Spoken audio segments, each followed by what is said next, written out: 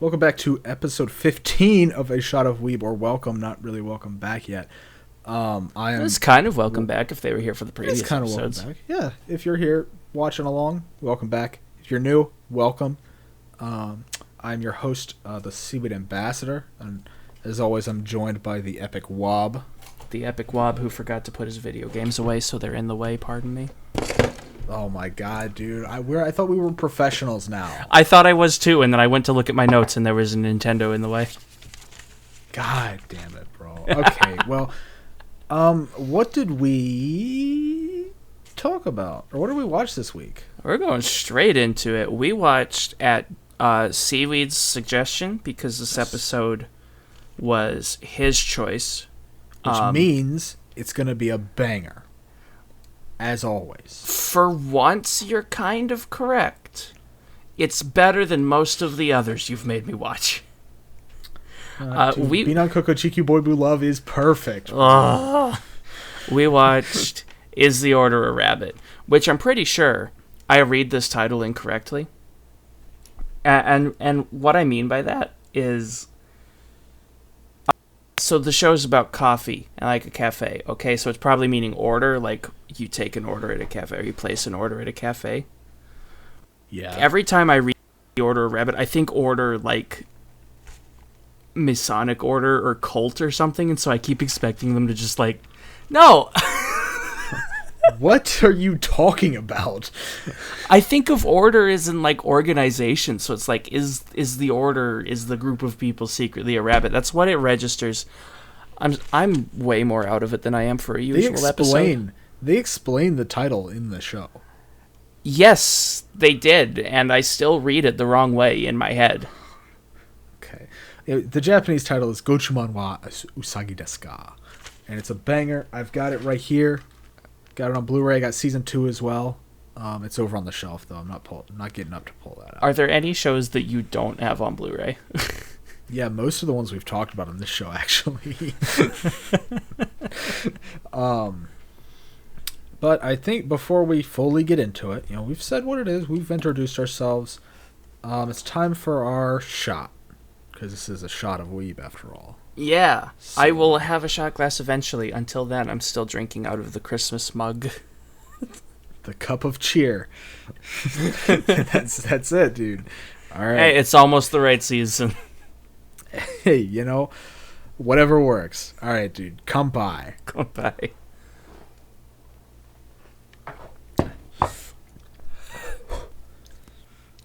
Yeah, Oh boy. that didn't go down well. I think I'm getting a little used to it. I'm A getting little bit worse. more than. Oh man, that's bad. Yeah, how are I'm you getting worse because I didn't get that reaction last week. Yeah, I think maybe it's helping because I'm not taking a chaser. Maybe that's like helping me get used to it more. I don't know, but I know least- plenty of people take chasers. At least I didn't spill it on myself like I did last week. That's true. We're getting better. All right. So where do you want to start with this show? I mean, I'm assuming it either characters or season 1. For context, this one is going to be a bit of an adventure because we wound up delaying our recording a little bit. We called around the same time, but we started doing some administrative stuff. So I've already had more shots than I normally would have at this point.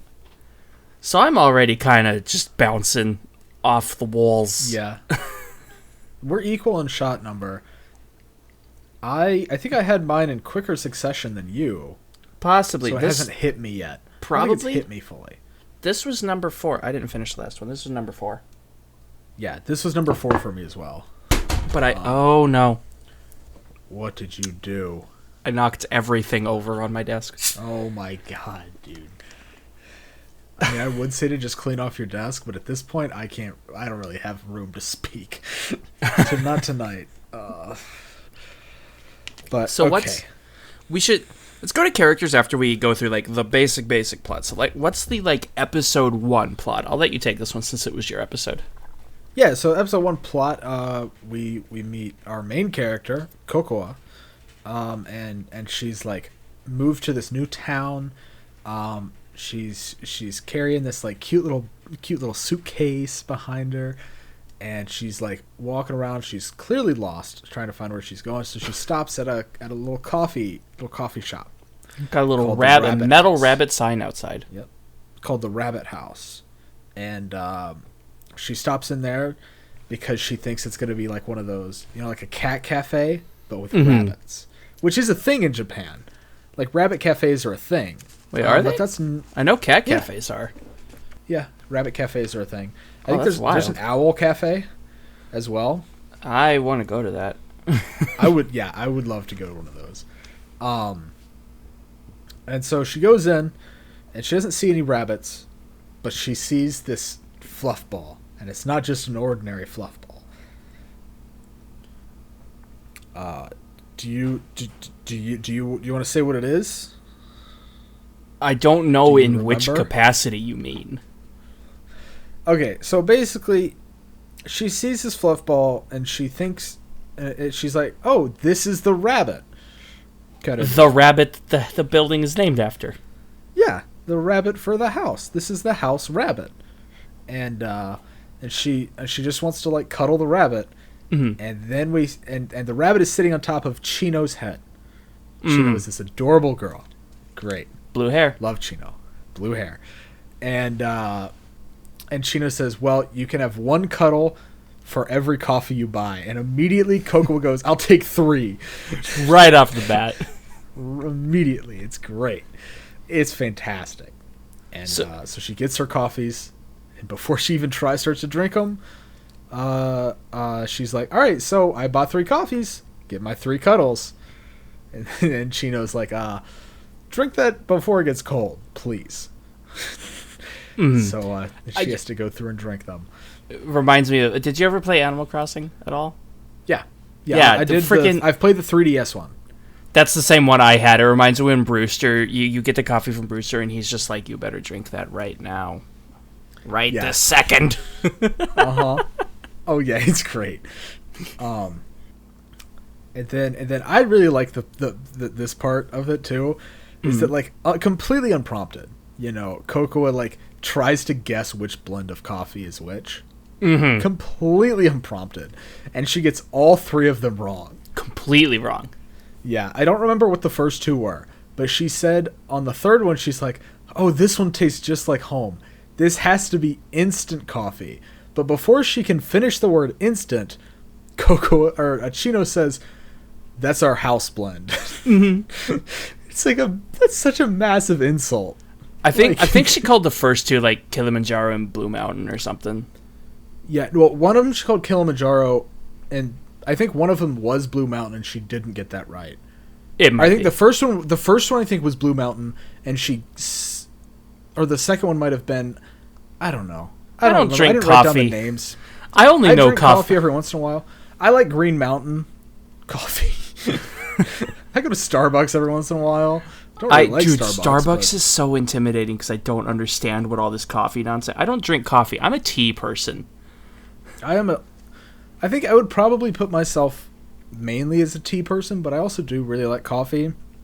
Starbucks' coffee just always tastes burnt to me. I have only had one coffee I liked, and for some reason, it was Keurig. It was like Keurig Insta coffee. That stuff was... I could dig that. The vanilla one specifically. Oh yeah, you have like the flavored ones, yeah. I did used to have to like drink like the flavor ones, like add milk and sugar and stuff to it, but now I can just drink a black cup of coffee and it's pretty nice. I don't know. It's like an acquired taste. It's like I can't do coffee. I do tea. I brew tea at home. Hey, I do the same thing. I mean, I have my tea is over there, so I understand. I got you, dude. And tea is relevant to this show, so we're not just like completely sidetracking. Yes, but not yet. But also, yes, we're definitely sidetracking. Shh, don't tell them that, dude. It's our little secret. If they have seen any of our episodes, they know full well we're just kind of going. Yeah, we're kind of on autopilot. I don't really have much like. There's no break up here from my brain to my mouth. No breaks. And that can be a problem sometimes. Oh, I'm aware. Oh God. But so we got that whole scene. That whole scene's great, right? So what kind of... Oh, sorry, I just completely cut you off. What were you No, gonna say? continue, please. Well, I was gonna say, how would you describe Cocoa? Because she's like the main character. What kind of like character category would you put her in? She's really energetic, Mm-hmm. and like really like loving.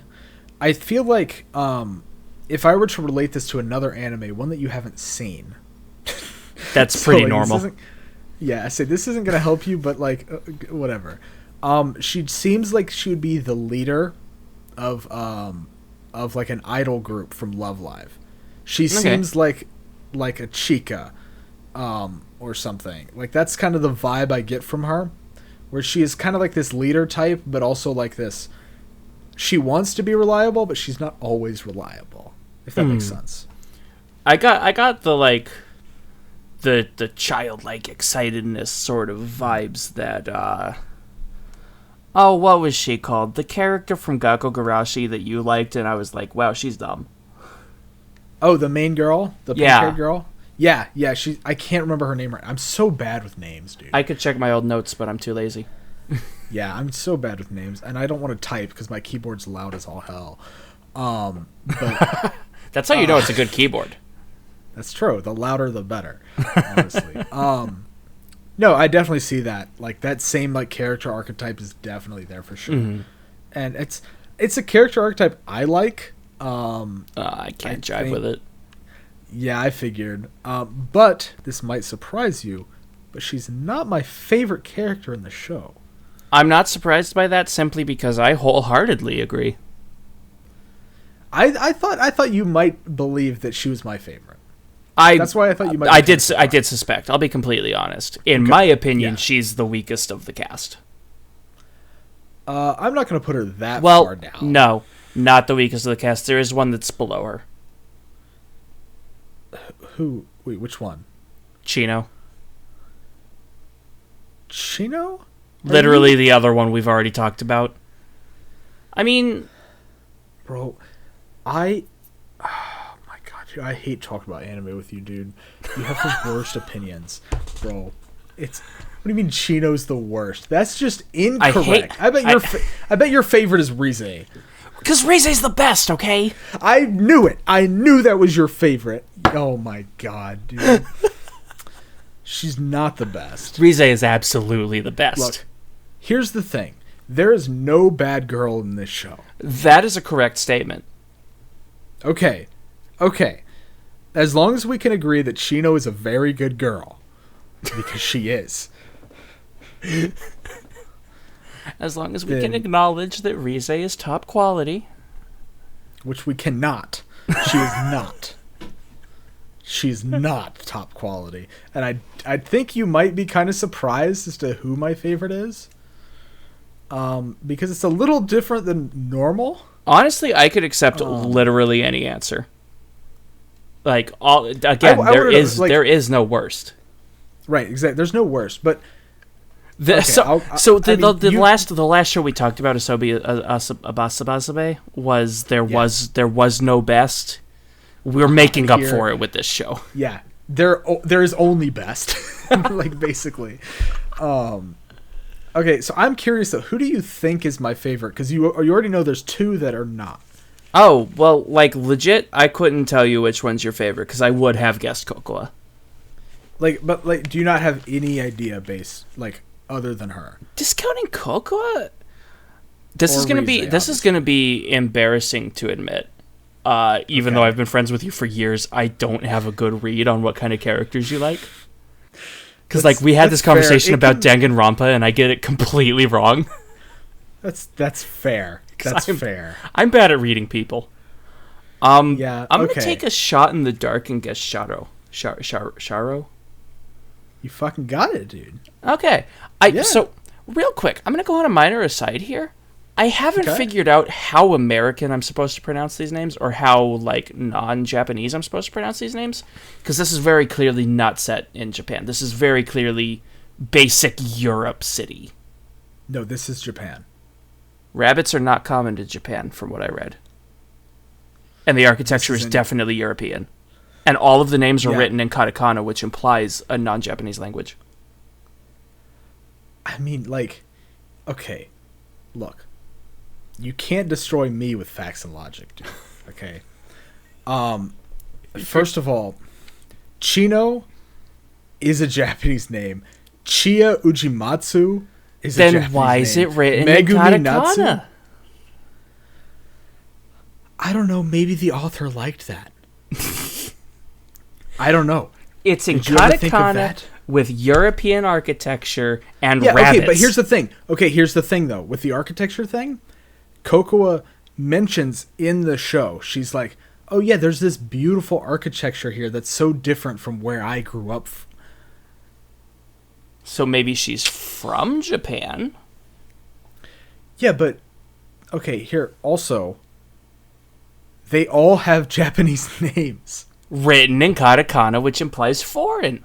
Oh, how many, like, European people do you know named Megumi Natsu? I don't know any European people. Or, like, Midori Aoyama.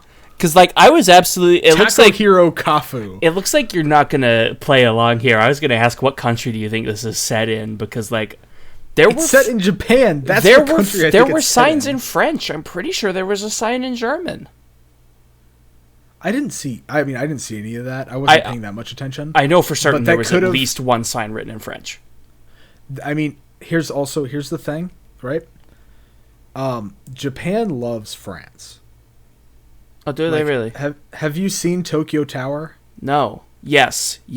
It's the Eiffel Tower. But red. Yeah. Like, they really like France over there. So that could very well just be them being like, oh, it's French, it's cool. It's kind of like how Weebs are like, oh, if it's written in Japanese, it's cool. That's fair. You know what I mean? I still feel like this country isn't supposed to be Japanese. I mean, all of the names are Japanese. Yes, but all of the everything else feels European. The school uniforms in the school is very Japanese. Like, the actual school, and, like, the way that the coffee shop is a novelty there is very Japanese. There's Japanese sweet shop. I was also really surprised, or not surprised, I suppose, but I find it really interesting that they have, like, this cafe that serves snacks and coffee, but then turns into a bar at the night. Yeah. Like, that feels a little weird, but I dig it. Oh, no, it's great, yeah. No, I mean, I don't know any other place like that. But Like, you've got these three girls that run a little coffee shop in the morning, and then as soon as it gets dark out, their dad comes out and starts serving booze. Yep. But, like, both menus are out at all times. Mm-hmm. I don't know if you saw that, yeah. Yeah, because you can... have the, Oh, it's written in English, therefore it's European. What? Bro, like, oh my god, dude, Japanese people love to write things in English. They were learning English. They were taking English classes. This is clearly set in Japan. Like, are you kidding me? Bro, there's so much more evidence that it's set in Japan versus it being set in a European country. Like, you've got to be joking, bro. You have to be. That's why they were so surprised, or that's why Cocoa was so surprised that there was feral rabbits. Because it's not common. Rabbits aren't in Japan, though. There's some. I read into this. Rabbits, I'm not going to look it up right now. I promise you, I looked into this. Rabbits aren't native to Japan. I swear I read this. You know what's not a native to North America? Kudzu. But that shit is everywhere, bro. Like, it's bad. Like, and you know how fast rabbits reproduce? Too many. Like, yeah, exactly. So easily they could. So like, it's definitely set in Japan. But what if it's not? It is. It just is, bro. I didn't think this was gonna be like a big debate thing here.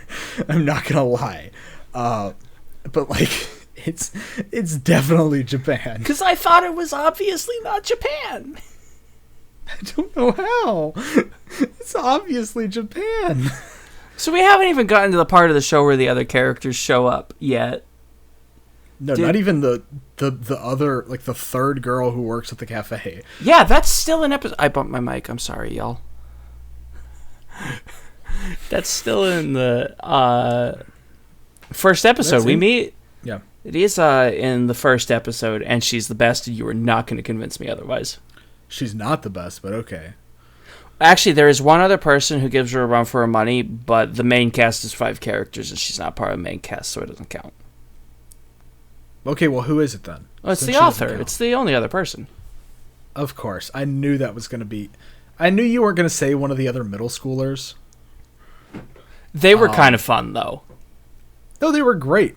Like, Maya and Megu were cool. Like I said earlier, there is only best girls in this show. As much as I disagree with you that Rize is not best girl, she is also best girl. Rize is hands down best girl. No, she's great.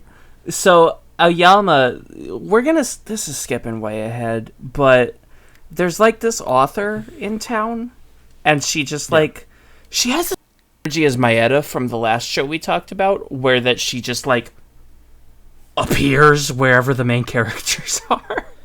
Yeah.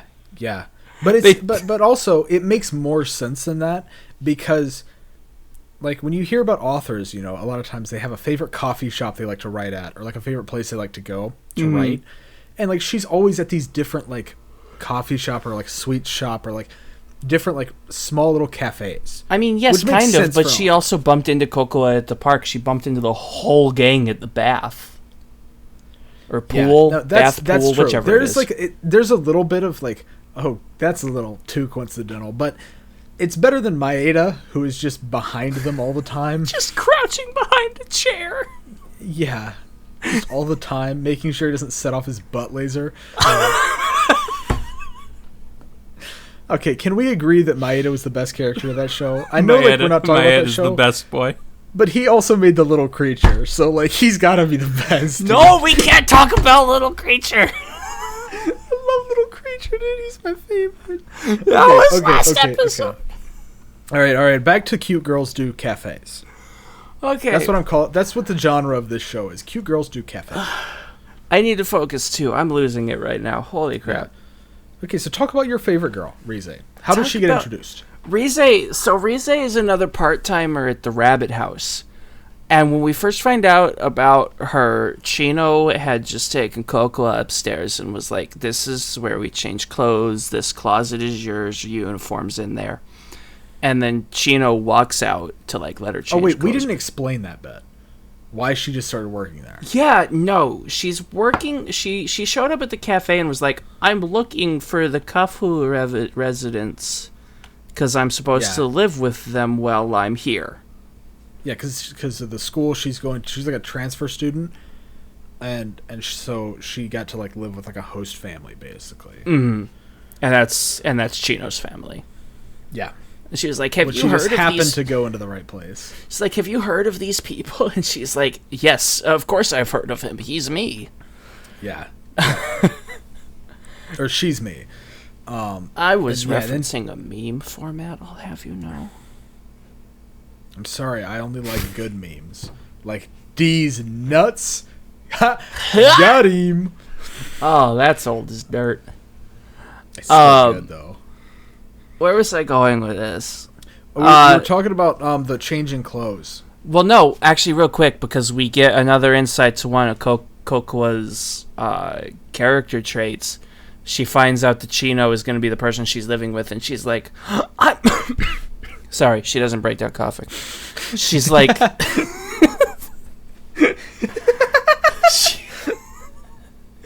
she's like... And she's like... She just dies immediately. And that's the end of the show. And then Chino's just scarred for life, and we're watching this little girl who has been scarred deal with the trauma of this girl who is supposed to live with them just die in front of her. That's what the rest of the show is about. It's pretty heavy stuff, you know.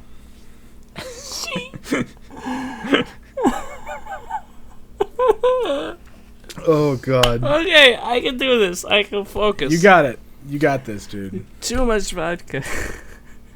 Look, I had Little Creature to deal with last week. You can do this. Yeah, it's my turn now. It's my turn to lose it. We're still in the first half, dude. You gotta, like... I need to pick up. Okay.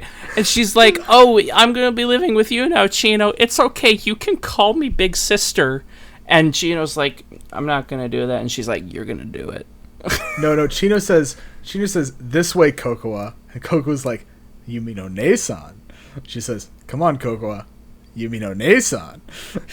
And she's like, no, I'm not going to call you One-san. And Coco's like, Yumi no Ne-san. Yeah. Basically. And Chino still doesn't call her. She just still says Kokoa-san. She does later in, like, episode, like, 2 or something. And again, towards, there's like, the very end. Look, Chino has a character arc in this show. Mm-hmm. Chino has a pretty big character arc. She has the most character development out of any of them, which is not a bad thing. But they all develop their... They all do, a little bit. But she, I think, has the most, like prominent one, just because it's the most obvious, I would say. But and we'll get to that for sure, because it was fucking adorable. But yeah, so Chino takes Kokoa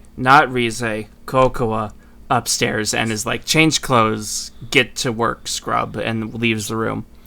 And Coco goes to, like, unbutton her shirt, and she's like, wait, I smell another person. No, she senses somebody else. She doesn't smell anybody. What? That's later. That's a different thing in the show. Wait, that does actually happen. Yeah, the whole scent thing is completely different. I was just making a joke, and then I was accidentally correct. But for a later scene, this one was just, she, like, felt like somebody was watching her. And so Cocoa, like, scoots over and opens the next closet over. And there's just a girl in her underwear. A girl in her underwear, and she just pulls a gun on Cocoa. Fully a gun. And then Chino comes back, and there's just a girl in her underwear pointing a gun at Cocoa, and Cocoa's like, help, we're being robbed. And Chino's just like, Rize, calm down. Yeah.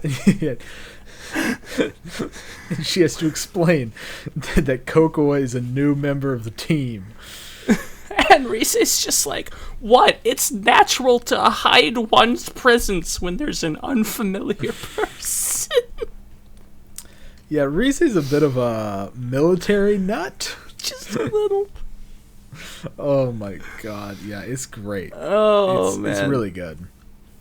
And so then that whole misunderstanding is figured out. Yeah, and then they put clothes on. Yep, and then they go out to work, basically. And I believe, is episode 1, does it have the latte art? It does have the latte art, because I started explaining her, because I sent you a screenshot while I was still in episode 1, because I sent you, like, I was like 5 minutes in, I sent you the message, and I'm like, holy crap, this show is so aggressively cute, I don't think I can handle it. Yeah, it is very cute. It is very cute. But then I sent you a message a little bit later because they start doing latte art, and Rize, like, is just like drawing with the milk or whatever, and then she goes ham, and she's like, I must show you my technique, and she pours a little bit of milk in, and it takes like this needle and just like scribbles through it, and it cuts makes to those like noises as well. it cuts to like a picture of the mug she was working on, and it's like this photorealistic tank. Yeah. It's insane. Oh man, it's great. And like Coco is doing these like cute little like bunny bunny images and stuff, and then I think Chino just did like a basic leaf at first. Chino did like this weird like abstract art, I thought. She did like... Oh no, that's right. No, because Rize first did it, and she just did the leaf. Something simple to be like, this is how you do a latte art. And then Cocoa did the thing, and she was like, oh, well, I've won first place in the art contest before. And Rize's like, yeah, first and second grade don't count. And Cocoa gets all depressed. Rize has some good roasts. She does. She does have some good roasts. Because Rize's also, like, older than the rest of them. She's, like, I think upper high school. Yeah, she's 1 year older than the rest of them. Oh, is it only 1 year? Okay. I believe so, yeah. Because, like, I keep thinking Chino's, like, super young compared to the rest. Like, I feel like she's, like, 2 years younger than everybody else. I think she is. She is? That might make sense. We didn't open a characters tab like we usually do. Well, I mean, I have it open, but I can see if there's an age that's listed. Here's Chino's page. Let's see. Chino, birthday, December 4th. Because she's still in middle school. Chino, Megu, and Maya are in middle school. The rest are high school, I think. Yeah, they're in high school. Chino's in middle school. And then, what is it? I believe it's Sharo and Rize go to one school, and Kokoa and Chia go to a different school. And Sharo is the same age as Chia and Kokoa, and Rize is a year older, I believe. Yeah, that tracks. Because Sharo, we haven't met Sharo yet, but she's great. She's the best. She's super gay, and I dig it. She's very gay. It's like, it's not even like a thing. That is her character arc. Yeah, it is literally just like, yeah, gay. That's it. The whole story is I don't have money and I am gay. That's it. That's her. That is it. Yeah, it's great. I love it so much. While pretending to not be either of those things. She doesn't really. She doesn't pretend to not be gay. Never mind. She pretends to be rich. I say that she pretends to be rich, but she's full on gay. Like fully. It's never explicitly stated, but she's gay. No, yeah, it's never said. She never says I am gay, but it is said at one point like that she has a crush on one other member. I don't want to say yet. I don't want to say. I want to leave that for when it happens. It doesn't count in anime unless the character looks straight at the camera. Says the words "I am gay." Yeah. Yep. That's it. That's how it works. Yeah, no, she's 100% gay. I mean, like, you could probably say like some of these characters are gay, but she's like the only one I would say 100%, like beyond a shadow of a doubt. I mean, realistically, they're all too young to be speculating on that. But but with Sharo, it's like, yeah. But Sharo knows. Sharo knows. Like, she knows what she's about. Like, and she's about girls. And then she's got the short haircut too. She does have like the medium length. Yeah, she has that cute like shoulder cut. It looks good. I'm a long hair man myself, but I guess it doesn't matter because I'm a man. Calm down, son. It's just a painting. It's just a drawing. Oh, God, the anime girls. They're too attractive. All right. Where were we? What were we talking about? Rize. I don't think we ever left episode 1. Yeah, we were still on about Rize. We're in latte art. We're on the latte art bit. Oh, and then at the end of episode 1, after the latte art, we get the other like plot reveal. The rabbit. The reason this rabbit is round because there's like feral rabbits that are shaped like rabbits, but this one is just poof. It's because it's an Angora, which are like 75% fur. I did look up pictures actually this time, to look at them, and it looks basically exactly like it. Yeah, no, I've seen Angora rabbit. They are wild. Yeah. I don't know anything about rabbits, so like I had to look up a picture of it. Yeah, it was crazy. I had a girlfriend a while back who had rabbits, and she was like super obsessed with them. So I learned a lot about rabbits during that time. Oh, that makes sense. Yeah, that makes sense. I also learned that rabbits are evil. No, they're nice. They're kind of cool. I don't know. I have a friend who has a rabbit. I don't know. The only rabbits I've ever met hated me for some reason. Maybe you're just like Chino and animals don't like you. Dude, Chino is so scared of the rabbit, and I understand. Well, Sharo was the one scared of the rabbit. Oh, wait, sorry. Yeah, I'm getting the characters confused now. Chino just said that, like, the rabbits, they're like, animals don't like her. And that Tippy, who is the name of this rabbit, Tippy, and is the only one who doesn't, or who does like her. Yeah. I said Chino, but meant Sharo.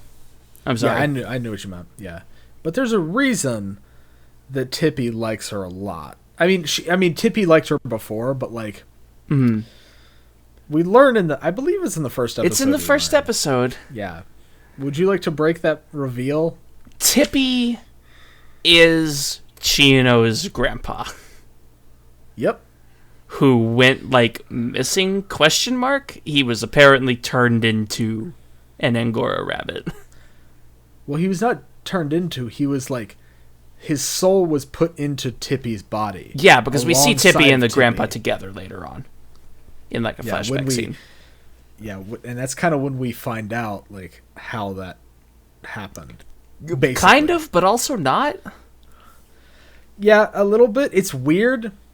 I really like this, a little bit of a tangent, but it's relevant.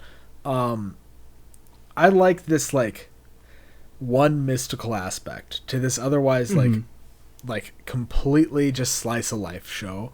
Because, like, really, like, it didn't need this, but, like, it adds just that, like, little bit of, like, imagination to the whole thing, and it doesn't, like, affect really anything.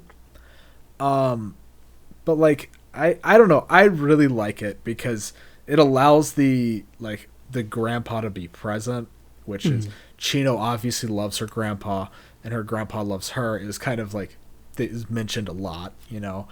And so, like, having his guidance there with her, like, all the time and stuff, and I don't know, I really liked it. And it wasn't, like, I also liked how they didn't fully explain it.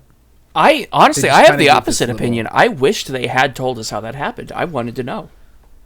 See, I just don't think it's relevant, which is why I'm fine with them not saying. And I don't think they like fully explain it in season 2 either. It's been a while since I've seen season 2. Yeah, I haven't decided if I'll watch season 2 or not because that's a time commitment. I don't get to watch much anime on my own time anymore.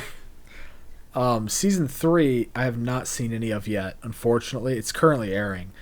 I am going to watch it though. Best believe I'm gonna watch that. And I'll let you know if they explain it in season 3 for sure. But I personally, I like that they kind of just like leave it like a little magical, you know, like they don't explain everything.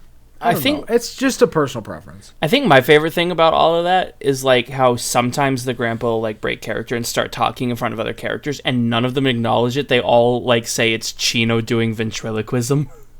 Because that's what Chino told them, and they just like, oh, okay, that makes sense. Yeah, that tracks. Yeah. Yeah, for sure. And like every time too, I love how Chino will have her mouth, like covering her mouth with something. Yeah, because she like most of the time, like she's doing like serving stuff. What she does, she'll hold like a tray in front of her face or the menu in front of her face, or a menu, or like you know, just anything in front of her face, so like they can't tell that she's not moving her mouth. And the voice is so different though, which makes it's a little bit of comedy too. Yeah, it's such a deep voice where Chino has this like really soft, very high pitched voice, and it's adorable. But like it's it's clearly like anybody watching is like that's not Chino. Yeah, no. And there's even like, the characters are chill with it. Later on in the show, there's one character where they don't even try to hide it. They're just like, look, Grandpa, talk to her, and he does, and she's just like, sometimes I can still hear his voice. And like the one time she like grabs a plush like a stuffed animal, like this one was talking to me, and Chino's like, that's the wrong one. Because like Chino had wanted him to talk to her, which is why that happened. But we'll get to that later. Yeah, it's a character that we don't meet till like episode like 7 or something. Yeah, like we see her around, but like we don't fully meet her. She doesn't become an actual character until like in the second half. Right. I know because she's in episode 5 because I remember her walking past them on the like overwalk. I remember that specifically, and like you'll see her around, which I liked that they like established that she existed before she just kind of showed up out of nowhere. Yeah. I like that because I'm not a fan of like just creating a character all of a sudden be super important to the plot. You know, well, plot. I say that loosely. This show doesn't really have. It's a slice of life. It's a slice of life, very episodic. And there's like generally like a couple different segments to each episode. Usually 2. Yeah, like usually 2 segments per episode, and like it has like it has like overarching character threads, I would say, but not like an overarching plot. Yeah, it's not like a skit show per se, but it's still definitely not like one 12-episode story like you'd get like with your standard show or whatever. Right. It's definitely it's like in between. You're getting slices of their life, which I like a lot. Yeah, because I mean, cool. And you get to see them develop at the same time. Yeah, that's pretty standard for a slice of life show. Yeah, for sure. Mm-hmm. I made the mistake of looking at my notes because like this is ahead a little bit, but I have. Yeah. I just noticed my favorite note where I just wrote "small child with gun." I know exactly what you're talking about too. The show. We'll get to that later. There's so many stupid, just like individual things that happen in the show that I absolutely love, and they call back to it too, which is great. Like that specific one too, especially like they call back to it later on in the show. But again, we'll get to that later. Let's get to episode 2. What is in episode 2? We're going through this so slowly. Hey, look, that's how. Look, man, it's a slice of life. We're taking our time. They took their time. I think it's fair. I mean, so like at the very, I most of my notes were like calling out jokes that I thought were like particularly entertaining because again, there's not much like super overarching. So I put like individual episode plot and then I put down jokes. The very beginning of episode 2, Cocola was like, someone told me that I have a sister complex, and she starts just running around bragging to everybody about it because she doesn't know what it means. No, well, like, it's great. And then, like, my favorite part is, like, she tells Chino that, and then she goes to tell Rize, and Chino's like, and then it cuts back to Chino, she's like, we have to stop her. She doesn't know what that means. This is bad. Yeah, because Rize is also being, like, super tactful. She's just kind of, like, awkwardly like, oh, is that a fact? Yeah, because that's the thing about Rize is, like, she's super non-confrontational. She wants to be liked by everybody, I feel. But, like, she like... But by golly, she'll pull out a gun. She'll pull out a gun, but she's, like, very awkward. You know? And I think we can relate to that very well. I know I can, for sure. We had a conversation before recording. I don't pull out guns on people. Wait, hold up. I don't pull guns. Well, you're from the South. Don't you all carry freaking assault rifles everywhere? Look, man. I don't point it at people. Okay?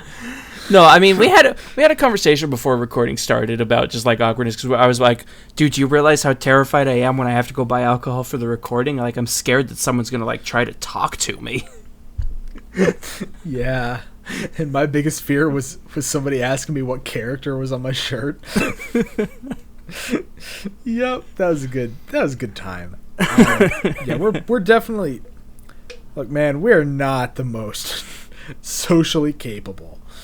I'll put it that way. I self-describe as a reclusive goblin. Yeah. There's a reason we're making a drunk anime podcast. This is our only outlet to put opinions to other people. Oh man. Okay, so after the cis complex thing, what's like the general like bit of this episode? This is where we meet Chia, who... Yes. So, anyone who's watched the show knows that when I write down... I keep a block for, like, character names, and I write down, like, short, like, 1 or 2 word descriptions of each characters. Because of her, like, dialogue in the first episode she was in, my descriptor for Chia is Green Samurai. Okay, that's fair. Because she wears this green kimono and she like talks like super poetic and like has this weird obsession with like she'd be the history nerd, like just straight up, like that's the vibe she gives. Yeah. I feel like I definitely feel like, oh god, what's the game called now? I completely forgot. Whatever game they play in Chihaya Furu, that's what she would play. I don't know what that is. I didn't say you would. Maybe the audience will. I don't know, dude. You remember? It's like a game. It's the 100 poems, and like you gotta like match the poem. It's good. I'm watching season 3 right now. It's pretty good. Do you remember the girl from Girls in Panzer that like had like the full military regalia at like all times? Yes. I feel like those two could hang out. Probably, yeah. Because neither of them left their respective time period. Yeah, that's fair. Because like that even gets called out later. I don't remember what episode it was in, but I copied down a quote where one of them just looked at Chia and was like, "What era are you in?" Oh yeah, because she was talking about like, because she was like, "Oh yeah, you would look good in a hakama or something." Yeah, which is a traditional type of clothing. Rize would have said that, because she was talking about like. Yeah. That's what it was. Yeah, because Rize came to work for their cafe. Oh, was it the episode when she broke the wine bottle and picked up shifts at like all the other stores? I think so. The Father's Day episode? Possibly. I want to. It might have been. But anyway, she reminds me a lot of. I know you're not going to understand it because it's again from Chihaya Fudo. Okay. Look, dude, just watch more anime so you can get my references. I've been working on it. Chia reminds me a lot of Hana from Chihaya Fudo. Like very like Hana's parents own like this traditional Japanese clothing store. She's super interested in the 100 poems, like loves like classic Japanese like styles and like poetry and all that. And like very much like they would definitely be friends. Like 100%. You know. So that's where I'm sitting with Chia's like personality, but I'm gonna blaze through this like bit like real fast. Coca meets Chia. They go to school. She gets lost. Chia's like, "Here's the school. Whoops, it's accidentally the middle school. Come to my cafe." And so they go to Chia's cafe. Yeah. And it turns out that like it used to be a rival cafe to the Rabbit House. Yeah, Ama Usaan is the name of the cafe. Mm-hmm. And they have their own rabbit. They have this black rabbit that wears a crown and like doesn't move unless he wants food or to attack Sharo. Or if Tippy's there, which we see happen one time in this episode. It happens a couple times. It's just more of like a side thing, a side gag. Yeah. It's not like the main focus. Yeah, because they go to visit Amusan and they bring Tippy along. And like this rabbit that hasn't moved the entire time just like swivels to look at Tippy and starts chasing him all around the store. Yeah, and then all the girls are like, "Oh no, he hates Tippy." And then Chia's like, "No, it's love at first sight." Everybody's like, "Wait, I thought Tippy was a guy." And that's when we learned from Chino that no, Tippy is female. F in chat for Grandpa Kafu. Yeah. Say her grandpa might be in there, but Tippy is female. Tippy is a girl. Oh, so dear. Yeah, and Anko's into it. Well, we're not going to get into any of that stuff. Okay, any of the politics of that. Anko is a problem rabbit. He is a problem through like the whole show. Yeah. Is Anko the antagonist? Anko is the antagonist of Gochumon wa Usagi desu ka. Oh my god, dude, I can barely talk. I'm talking. Ooh. It's hitting me now. You made it though. You got through the sentence. Me. I got through the title, dude. Is the order a rabbit? We find out. We see the delinquent rabbit next episode. There's a side character that appears like 2 or 3 times. This is when we meet Sharu. This is when we meet Sharo, yeah, and we find out there's a third cafe whose name I don't remember. It's French. I don't remember either. It's French, and we only go there like twice. It's like Fila, like the foot shoe company, Fila. Fila something. Reggie Feels. Reggie Fils-Aimé. Yeah, for Reggie Fils-Aimé. That's what the name of the cafe is. Yeah, I believe it. And we find out.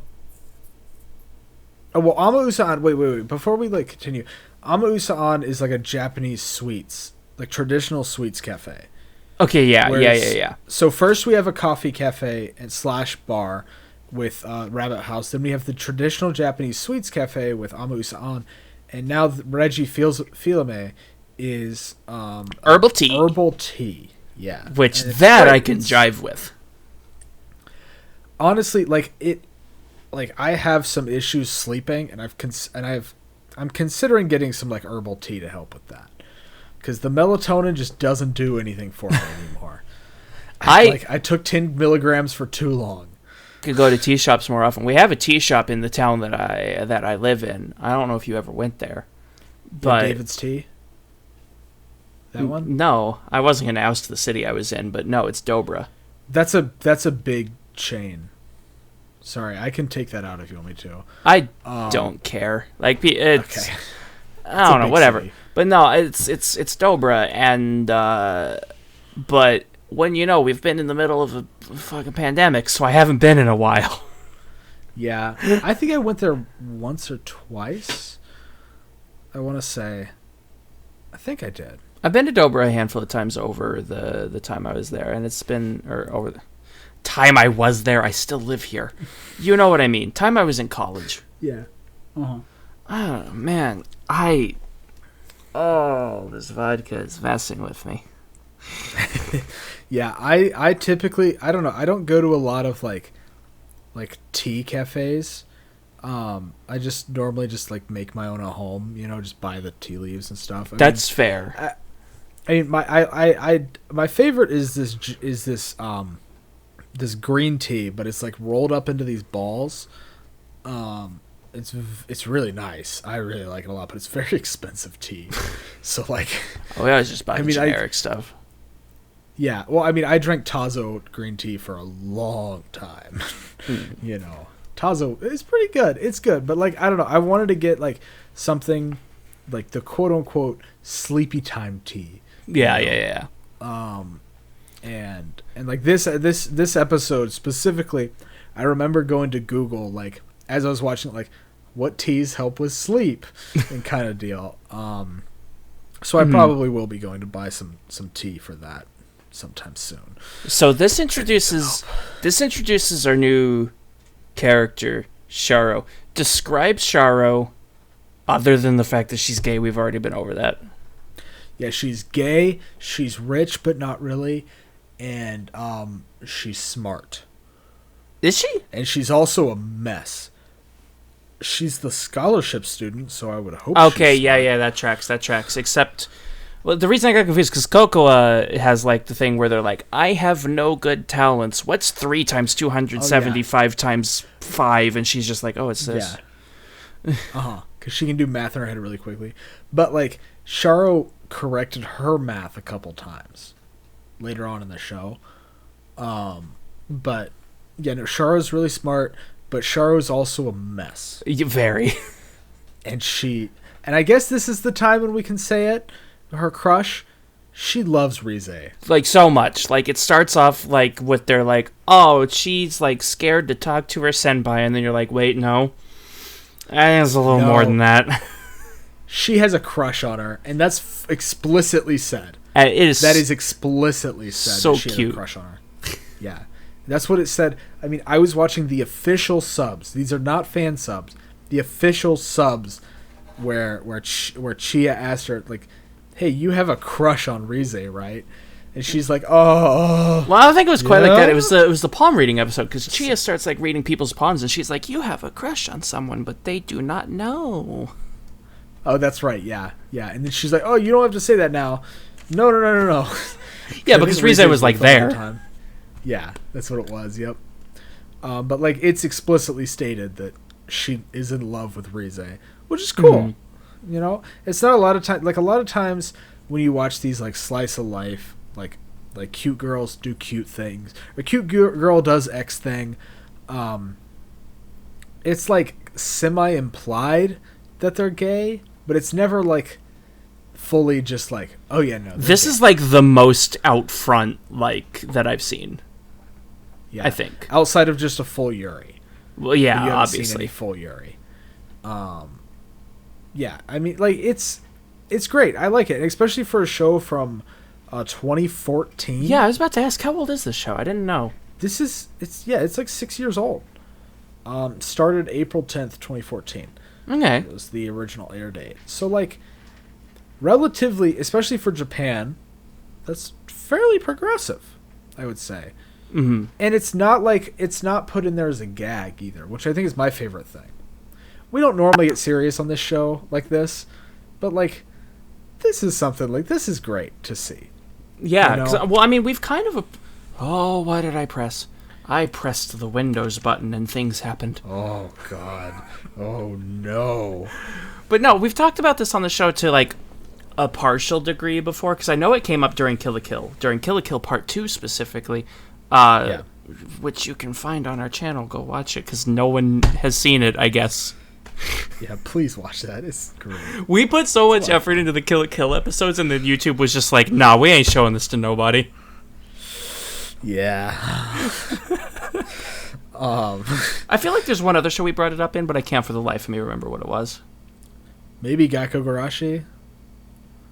Might have been. Actually, yeah, it might have been, because That's the only one I can think of. Girl and the other girl. Oh, no, that definitely was, yeah. Yeah, the two that... Yeah, no, it definitely was that episode, I think. Because, yeah, they're implied to be gay, but, like, it's never, like, explicitly stated. Like, nothing is, like... It's more like, yeah, we're friends, haha. Which is... Yeah. Yeah, so, like, it's cool. It's cool, again, to see, like... people seeing them be the them. Yeah, be the lesbian.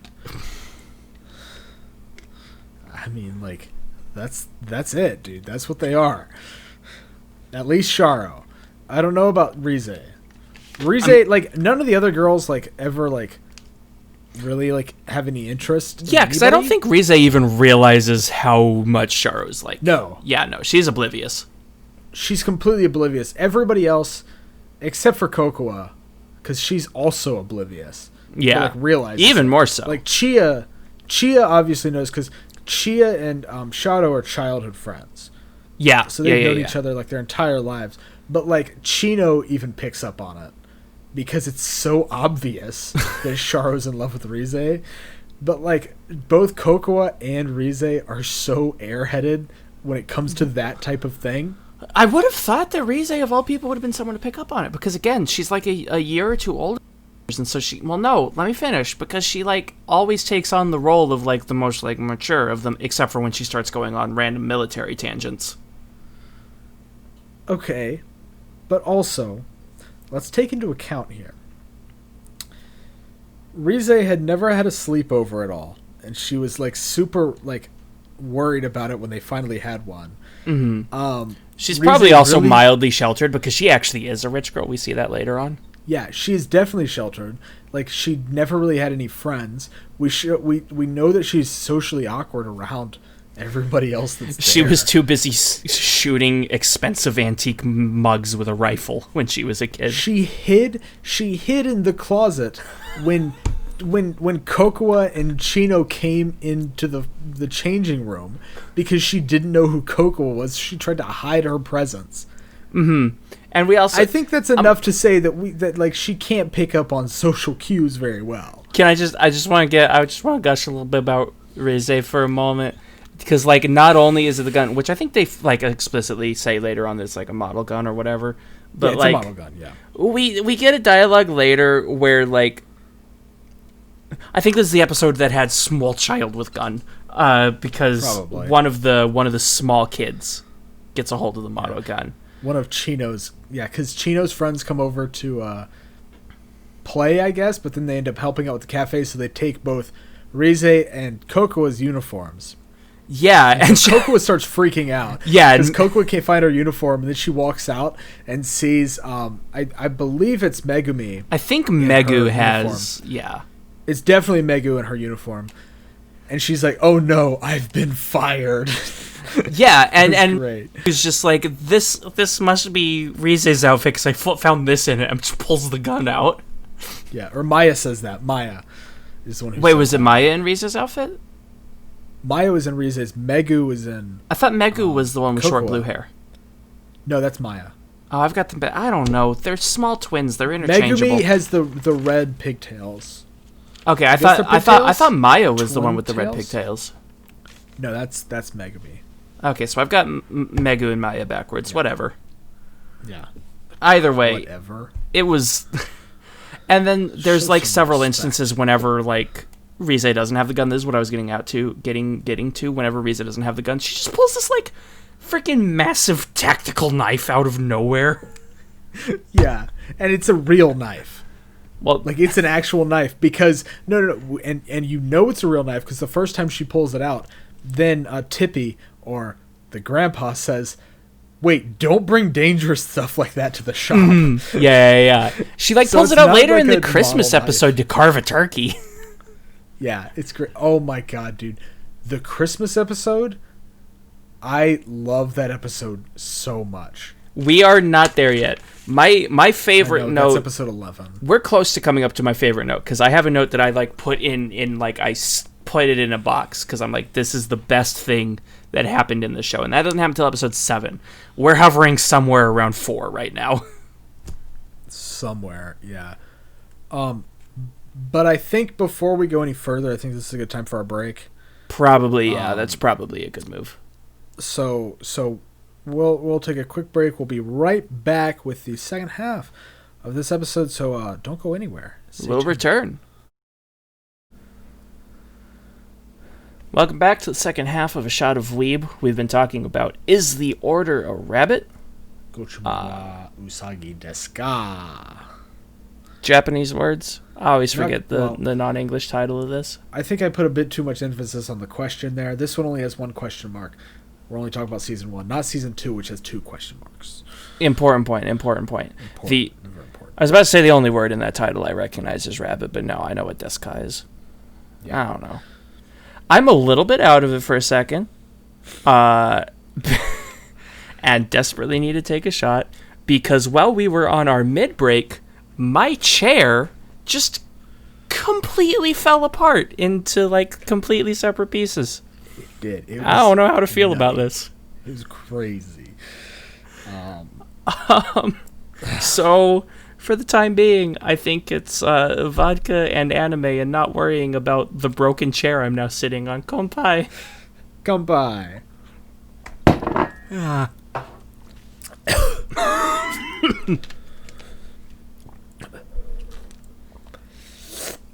Okay. All right.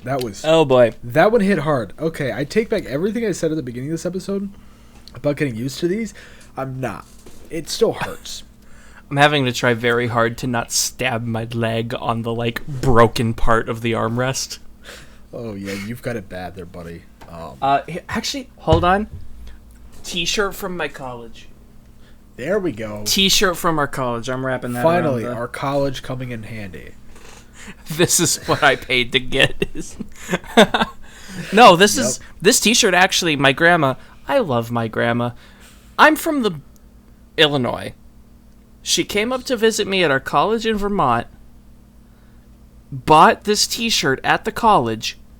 Took it home with her to Illinois. And then mailed it to me in Vermont. What? My grandma's the best. Oh my god, that's adorable. Like that's great. That's great. You love to see it. You love to see it. So, we've been pretty sporadic bouncing through this show. Yeah.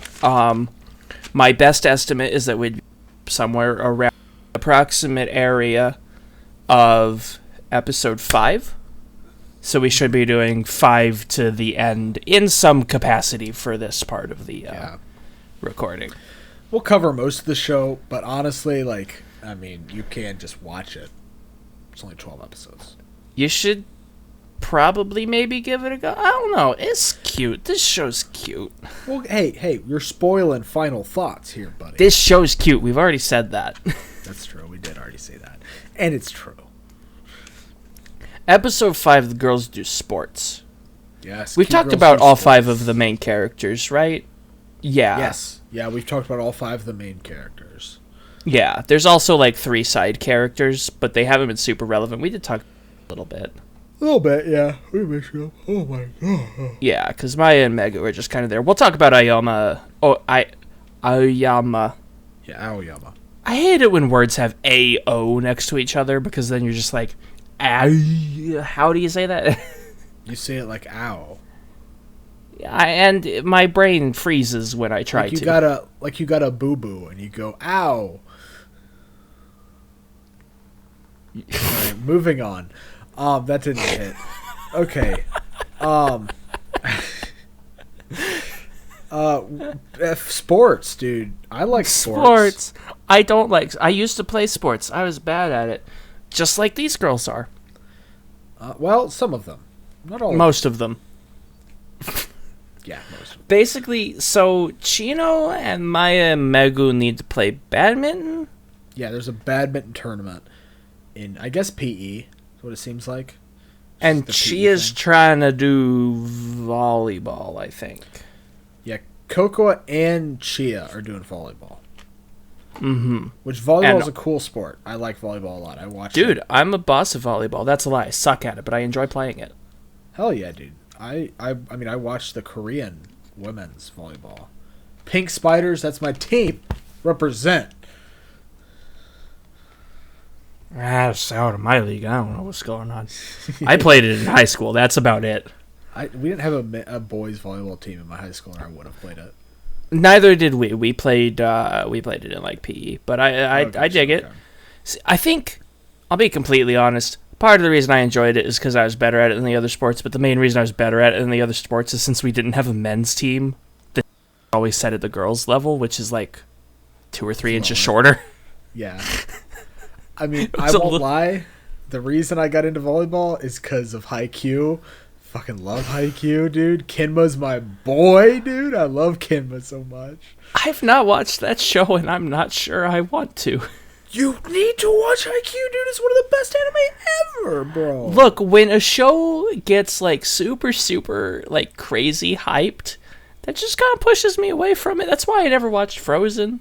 It's because everyone was on about it. Okay, but Frozen's actually not very good. Haikyuu is legitimately one of the best anime ever made. Yeah, and literally everyone's telling me to watch it, and that has me a bit antsy to get around to it. Watch it, dude. It has the best character ever, Kenma Kozume. He's so cool. This is as much but as much as I would like for this to be the Haikyuu podcast, this is not the Haikyuu podcast. We're talking about Gochumon wa Usagi desu. We stop talking about different shows every week. We just talk about a new Haikyuu episode every week. I'm not opposed. I'm not opposed. No. We could probably talk for 2 hours about each episode. We could talk for 2 hours about literally nothing at this point. Oh, speaking of literally nothing, let's talk about Slice of Life. That was a dig. I didn't mean for it to be a dig. Didn't mean for it to be a dig. I've seen surprisingly few Slice of Life shows. So, like, what else have I seen from this? I've seen, like, a couple episodes of Pet Girl of Sakura So. That's more of a romance than Slice of Life. I don't know if I've actually watched anything that's considered Slice of Life then, like officially. You watched K-On? No, I haven't. I'm trying to think of anything that you might have seen that might be Slice of Life, but like, I don't really I like the think concept behind Slice of Life, but I don't think I've watched many of them at all. Yes, Pet Girl Sakura So is probably the closest thing you've seen. Probably. And again, even then I haven't seen it. I watched I don't know, like episode like 3 to 7 or something with some friends freshman year. Such a weird batch of episodes to watch.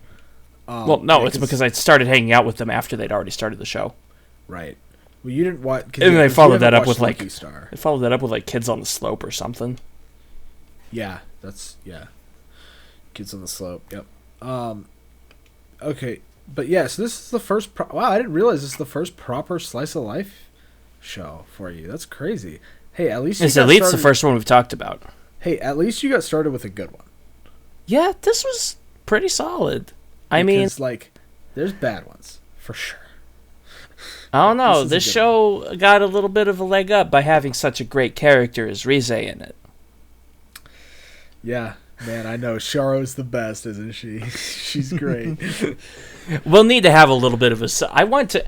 Actually, we could even go ahead and go for this. I would like to hear your reasoning on why Charo is the best. Like, go on and gush for a little bit. I want to hear this. Okay. Well, first off, she has these adorable rabbit ears that she wears for her her uniform at work. It's adorable. She's a hot mess. Bro, she is a hot mess, and that's relatable. I mean, like, and plus, like, she's just so cute, bro. She's just so cute, dude. She's the best. I don't know, like, it's hard for me to explain in words why she's my favorite, but she's just a hot mess, and, like, I don't know, I like how she, like, I don't, maybe it's because I kind of relate to her, like, trying to, like, hide, like, my real personality a little bit, where, like, she hides, you know, like, the fact that she's poor and stuff. Yeah, because she, like, the other characters mistake her to be rich, and she just kind of leads into it. Yeah, and so then, and then she tries to hide it and stuff, and, like, I don't know, maybe I relate to that a little bit, like, I mean, like, I wouldn't say that I was poor growing up, but, like, just, like, hiding, like, who I actually was, you know, that kind of deal. I mean, she's adorable. Like, God. I think I might need to call it there. You're starting to go in circles. It is okay. Here's the thing. Like, right? Okay. So, like, I am like a proponent for long-haired anime girls, right? Like, long hair is my favorite, dude. Okay. like maybe I don't have my hair down right now, but my hair is very long hair like Rise. Yeah, well, no, I don't. That hairstyle is not my favorite. I prefer Chia or Chino's hair. I like the long twin tails in anime. Like, yeah, I feel like this is a little bit of a cheap shot, but going back to Gakogarashi again, I was a freaking Kurumi stan, and she has exactly the same hair. Yeah, because it just looks cool. I bumped my mic again. Oh my god, dude, you gotta stop, bro. But no, it's like... Do you realize how much vodka I have had today? I'm gonna bump the mic! Oh my god, dude. We're supposed to be professionals now, bro. Well, you know what? If the mic didn't hang out in the space my arm moves through. Anyways, I'm not saying that hairstyle is bad. Because it looks good on those characters. But, like... Here's the thing, right? My favorite hairstyle in this entire show is the episode when they go to, like, the hot spring pool. Okay. Right? And Rise does Chino's hair. Oh my god, bro. Oh, yeah, because she puts Chino's into, like, 2 buns, right? Yeah, 2 buns with braids. Oh, I thought you were gonna say when Rise did Chia's hair, and it's just like that tall, like, garden. Oh yeah, no, not that, not the Gon hair from Hunter x Hunter. You're not gonna understand the reference. It's fine.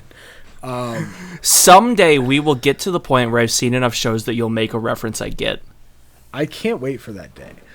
But I think first, like, eventually you're gonna make a reference, and I'm actually gonna, like, remember that it's a reference to something, because that's been an issue before. I reference an old episode, and you're just like, I've never heard of that, and I'm like, dude, we talked about it 2 weeks ago. Well, you reference one of my favorite shows, and I don't remember. But, like, I loved that hairstyle on Chino specifically. I don't think I would have liked it on any other character, but, like, it was on Chino. It was adorable. Chino's a good egg. Chino's great. I love Chino. Charo, though. Charo is... Look, I'm going to say it again. Don't interrupt me this time. She's adorable. But, like, she goes against kind of, like, everything I stand for in the hair department. It's shorter. It's, like... I don't know. Maybe that's it, I think, actually. It goes against all of these points. 1 point. Well, like, okay, but, like, here's the thing, right? Because she can't do different hairstyles with it. She, like, mentions that. That's one of my favorite things about, like, hair, is the different hairstyles you can do with it. Could do more hairstyles than Charo. Right. That's why I like... If I really wanted to. I'm not saying it'd look good. Like, I used to do the Kazuichi, like, braid that he had. Or Oh, that did he you? has. Yeah, I used to do that. And then I got just too much of a pain in the ass. What to do you do braid now? my hair You every you morning. you bun it, right? I bun it or I leave it, like, down. Gotcha. I don't really do, like, a lot of fancy things, though I want to do fancy things with my hair. Because I love long hair and I love different hairstyles with it. Honestly, that's a mood. I just do like a basic ponytail, and I wish Yeah. I could do something like cool with it. Like, Which is why I dyed it. Which is why I finally got around to dyeing it. Hell yeah. But that's one of my, like... That's why I think Sharo is my favorite. Is like an odd choice, especially for me, because I am the proponent of long hair. That's my favorite kind of anime girl. I like Sakura from Naruto when she has her long hair better than when she has her short hair. That's a hot take right there, baby. Sakura's pink hair girl, right? Yes.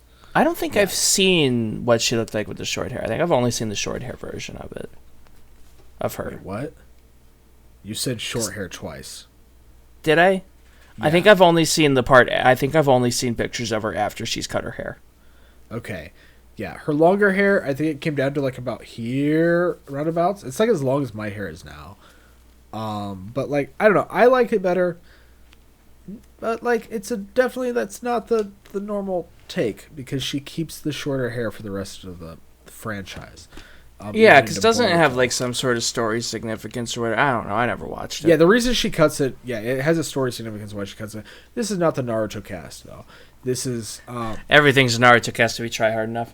That's true. I did watch Naruto today, so I could go into depth about Naruto, but I'm not going to because you haven't seen it. But like Sharo's just, she's great. She's adorable. I love her. She's a hot mess of a lesbian, and it's great. And you can't tell me I'm aggressively gay. No, no, like honestly, I don't no. Like actually, like I am very. Like, I want to make it clear that as much as I riff on that, I am not meaning that as a bad thing. No, that's a very good thing. Like that's like, I think that might be one of my favorite things about her characters because like, she is like unabashedly gay, whereas like some characters like, in like shows like this, they're more like, oh yeah, you're cute and stuff, but like she's like, she has a full on crush on Rize. Like she wants to get and I'm just married. sitting here. I'm like, Rize, come on, catch on. You just get together. Yeah. It's no, they would make a very cute couple. Like for sure. Rize could pull out a gun to protect her from stray rabbits. She already does. Does. And it's also great because we're skipping. I'm going to skip around, okay? Who cares? Get over it. Who cares? I'm going to skip around because there's a bit later where Rize and Sharo are like both distributing flyers or whatever, and one blows in a tree, and like we find out that like Rize has multiple times like rescued, quote unquote, Sharo from a rabbit. It's but then the same delinquent rabbit too. The same delinquent With a rabbit. He has the and a weed in his mouth. It's so good. It's great. I love that rabbit so much. He's got a scar too. He's got a scar. Mm-hmm. It's the Josuke rabbit. But like, Josuke doesn't have a scar. No, but he's got pompadour. He's got the hair. He doesn't have the weed though. Shut up. Not the Yosuke's drug. delinquent. He's more like he's the Okuyasu rabbit. If we're gonna make a JoJo reference. You said a JoJo's reference. What was I getting at? And then like a bug falls on Rize, and Rize's like, "Oh, nice, the bug kill me!" And then Sharo's just like, "Oh, look, a bug," and picks it up, and it's like they complement each other. Well, she's like, "Oh yeah, no, bugs like this get into my house all the time, but not really actually, because this is still." Wait, no, they don't because I'm rich. Yeah, which is great. I like that's like I'm skipping ahead a little bit too, but like I love the fact that in this season we like break the secret that she's not rich. Yeah, we get the part where they all find out. Yeah, which is great because like as funny as it was, like how hard she tried, like she would, because she lives next to Chia's restaurant, like in this tiny like shed.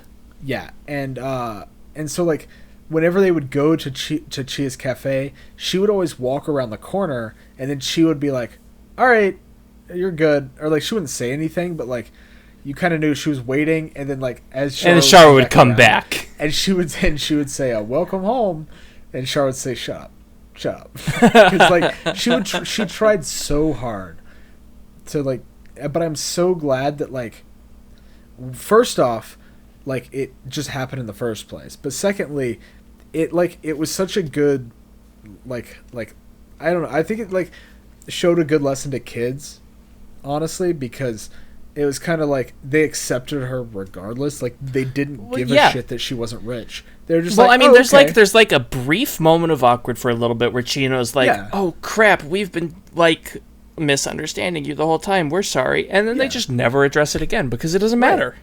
Right, it doesn't matter at all because they're friends and like it's this awkward show's so because wholesome. It's so wholesome. Like it's awkward, of course, because like she lied to them the whole time. But, like, also, like, they had a misunderstanding about her, right? So it wasn't like they just, like she just lied to them out of, like, malicious intent. But, like, she didn't want to, like, break this illusion because she didn't think they would get to stay friends. And she didn't think she would get to be near Rize a lot. And that's the important part. That really is the important part. That's what she cared about the most. But, like, I thought that was such a good, like lesson or whatever, like, because like it doesn't matter what she had, like it really like all they really cared about was that, you know, oh yeah, she's our friend, that's all that matters, and that's great. I loved that. I don't know, I think I've gone on long enough about Char. It was really good. So she I'm likes gonna herbal make tea also. She likes herbal tea, and she likes herbal tea. That's a good plus. And she knows, like, she has an earthenware fetish, I believe is stated. Yeah, because she's, like, looking at this mug, and she's like, oh, the surface is flawlessly smooth, and the way the mug is shaped lets the aroma, like, spread farther and lets you smell the aroma more. She geeks out about how perfectly clear a glass is. Yeah. She accidentally gets, like, a couple, offers it to Rize. It's just like, oh, this is cute, I'm in. Yeah, okay, I'll buy both of them and I'll give you one. And she's like, oh no, this is a couple's mug. What do I do? And then, like, that whole night, she's, like, on her bed, like, just, like, holding and, like, caressing the mug. It's great. It's so good. Man. It's so good. Dude, I love Cheryl. Man. So I shouldn't make, like, planning propositions mid-recording, but I'm going to go ahead and suggest this. I don't think going episode to episode is, like, really productive here. What do you say we just, like, work on some broad arcs? Because I think there's a couple of other, like, general... I'm fine with that. There's a couple other, like, general things. I do want to talk about episode 11. Episode 11? Okay. I'm going to be completely honest. Episode 11 is the one I wrote the least about. What? Are you serious? Bro, episode 11 is great. I love episode 11. It was good. I just didn't have as much to write down. Okay. But where do you want to start? Where do you want to start with the broad strokes, then? No, I didn't think that far ahead, I'll be completely honest. I would like to talk about one segment in episode 7, if I may, because it has my favorite statement. It has my favorite bit in the entire show. Okay. So in episode 7, Chino and Cocoa have a little bit of a falling out, because Cocoa finishes Chino's puzzle while she was out of the room. And, like, they're trying to reconcile, and Chino is, like, out in the kitchen, and Coco is like, I'm gonna go help her. I'm gonna make dinner. We're gonna have pancakes or waffles or something. She's like, I'm gonna go make it. She goes into the kitchen. She starts cooking, and they're just, like, standing each other. It's kind of awkward. She takes a pancake, flips it up into the air, and I'm just like, I know exactly where this is going. And there's, like, this pause, just long enough of a pause to build the build-up before it lands right on Chino's face. Yep. And so Cocoa busts into the room where all the others are sitting and is just like, Chino won't speak to me again. Yeah. And that's the setup. That's the setup for the punchline. Yep. That's not the punchline. You know exactly where I'm going with this. Uh-huh. I love this part. They go back outside, and I don't remember the specific circumstances. Because I didn't quite write it down. But Cocoa is feeling so bad for having screwed up the puzzle, made Chino upset, flipped the pancake onto her face, and you can tell the face is awkward. And at one bit, Chino finishes making the food and looks over to Cocoa, who is face down on the counter, holding a bottle of ketchup, has a pool of ketchup around her face, and has written, "I atone for my sins with my life," or something like that. And so we get the same shot of the door. It gets kicked open with exactly the same animation, except this time it's Chino with the exact phrase, "Everyone help, Cocoa has died by ketchup." Yep, that's it, dude. It's great. Oh, man. So good. Oh, man, that bit is... Oh, man, I love that bit. That was my favorite part of the show. I love that bit, one, because it's just a good bit. Like, it's just a good bit. But also, like we mentioned earlier with Chino's character development. Mm-hmm. This is like... I think this episode is kind of like the real start. Like we've seen like a little bit earlier on, but this is when it starts to go like full force. Like, she's changing. Yeah. Because it shows that she really cares about Cocoa as a big sister. Yeah. She's not just like a roommate or like someone living with them anymore. Like Chino sees Cocoa as family. Exactly. And because Chino doesn't have any other siblings. Correct. But we find out that Cocoa has an older sister. And now we find that out like in passing later on, yeah. Right, yeah. But like then it kind of makes sense why Cocoa is so persistent about being called Big Sister, because she's wanted this opportunity to be like her own big sister like her entire life, and now she gets the chance to a Chino, and so she really wants to like do it right. And so like that's what whenever we see like Cocoa mess up, she's always like super like upset. She's like, "Oh no, I did something wrong to Chino, and Chino doesn't like me anymore." But actually Chino's just kind of like, "Oh no, this is whatever. What happened? What?" Chino knows things are gonna go bad as soon as Cocoa starts. Because like there's like this running gag wherever Cocoa is just like, you can call me Big Sister, and she gets like stars in her eyes, and it comes up in like multiple episodes. Yeah, it's great, and Chino never does. And then I think like the first time that like, not the first time. Yeah, because I think she does once in episode 2 or something. Yeah, episode 2, I think she says it, but she says it a couple other times throughout the show. But like, the big time is the final episode. Yeah, which is the culmination. Which I know we're jumping ahead. It was so good. Yeah, I know we're jumping ahead a little bit, but like, it's relevant to the conversation. I think we've already made it clear we're not going to go in order with this one. The final episode, Cocoa gets sick with a cold. She has it pretty bad, and really bad. Yeah, it's probably the flu, honestly. Yeah, because Sharo also comes down with it. Yeah, Sharo comes down with the same thing. So Chi is helping Sharo, and Chino's helping Cocoa. And Cocoa is like, no, I can do it. And like Chino's like, no, if you're sick, you have to listen to what other people say. And it's adorable and it's great. Oh my god, I could use adorable to describe everything in the show. Chino's just like taking charge. I've not seen the show I'm about to reference, but from like just clips that I've seen, I get the same energy from Chino that I get from the small girl that looks similar to her from Kobayashi's Dragon Maid. Is that accurate? I've not seen the show, so I don't know if that's accurate. What's her name? Kana? Yeah, Kana, I believe. I can kind of get that same energy. She has like this little sister energy. I have only seen clips from Dragon Maid, so I can't say for certain. It's a little different with Kana, I think, because Chino's definitely like more mature. Okay. Right. But like I can definitely see the parallel there. I look forward to the day that I have a big enough pool of shows that I can make references to stuff to references other than the same 3 shows.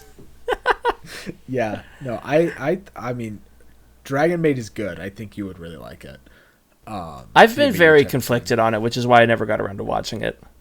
Okay. There is going to be a season 2 soon, so you could always catch up to try to get to watch that. I don't know. If I watch anime in my spare time anytime soon, it's going to be finishing Mirandiki because I got halfway through it and it never got finished. Yeah, okay. That's fair. But okay, so yeah, I can definitely see though that like Kana and Chino, like there's definitely some similarities there. They're both kind of fairly reserved, kind of shy. I don't know. I see Kana as like a lot younger though, like mentally, right? But like it's like, I mean, to be fair, I also keep thinking Chino's a lot younger than she actually is. Yeah, that's fair. By the character, look, when I like recommended the show and like said this is what we're watching, I had thought that Chino, Maya, and Megumi were all in elementary school and the rest of the cast was in middle school. That's what I had thought. That's what I had remembered it as because like that's just kind of what they seem. But, yeah, see, I was thinking like elementary school and the main cast being like first year of high school. Yeah. But like it felt like a much bigger difference. Yeah, it did feel like a much bigger difference, but also, I don't know, but like still at the same time, Kokua and Sharo also seem very close in age to like Maya and Megumi, not necessarily Chino. I don't really feel so. I feel like Maya and Megu are like the same as Chino, and it feels like a couple years younger than the others. I don't know. It doesn't feel like that different to me. I don't know. It's really weird, but like it's. Everyone in anime in any anime ever is 5 years younger than you think they are. There we go. Yeah, that's true. that's fair. But yeah, so where were we? That's a very good question. Can I pull up a riff that I think you might enjoy? Yeah, go for it, dude. So in the sports episode, I meant to bring this up before we started skipping around, and then I forget about it. We had a line where they all go down to practice. Everyone bumps into each other. This is the first time we see Sharo wearing like not a work uniform in front of the other girls, and she's like, or "Oh no, uniform. They've seen me in my like common comfort clothes. They're gonna know I'm poor." And they're like, clothes. And they're all just like, "Yo, you're already in exercise gear." And she's like, "Yes, that is totally it." Yeah. Well, at first she says, "Wait, no, that's not what this is," but like then she plays it off as that. But yeah. Since they're doing like active sports, Chino can't keep Tippy on her head. It'd be too risky. Yeah. But she makes a comment about how she's feeling weak because she says that having Tippy on her head doubles her strength. Just like a particular small creature from last week. Just like the little creature.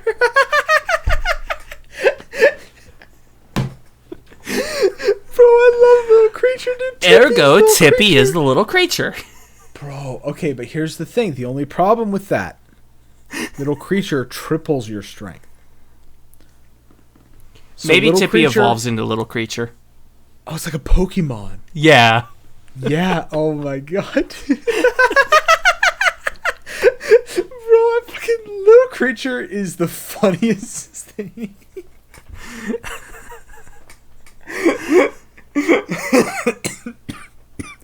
Oh my god, dude, I can't breathe, bro. Oh my god, I love little creatures so much, dude. I also love Tippy. Tippy's adorable. Tippy's good, and it's always entertaining hearing this, like, super mature grandpa man speaking from Tippy.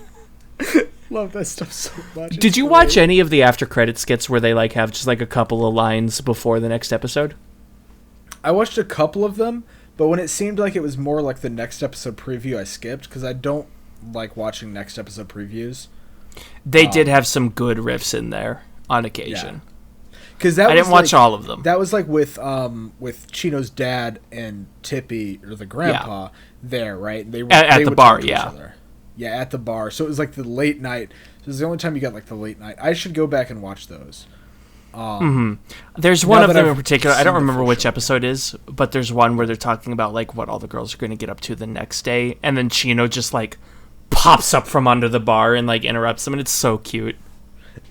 Yeah, and that's the other thing too, like because like the only people that know Tippy's secret or like the grandpa's secret is Chino and Chino's dad.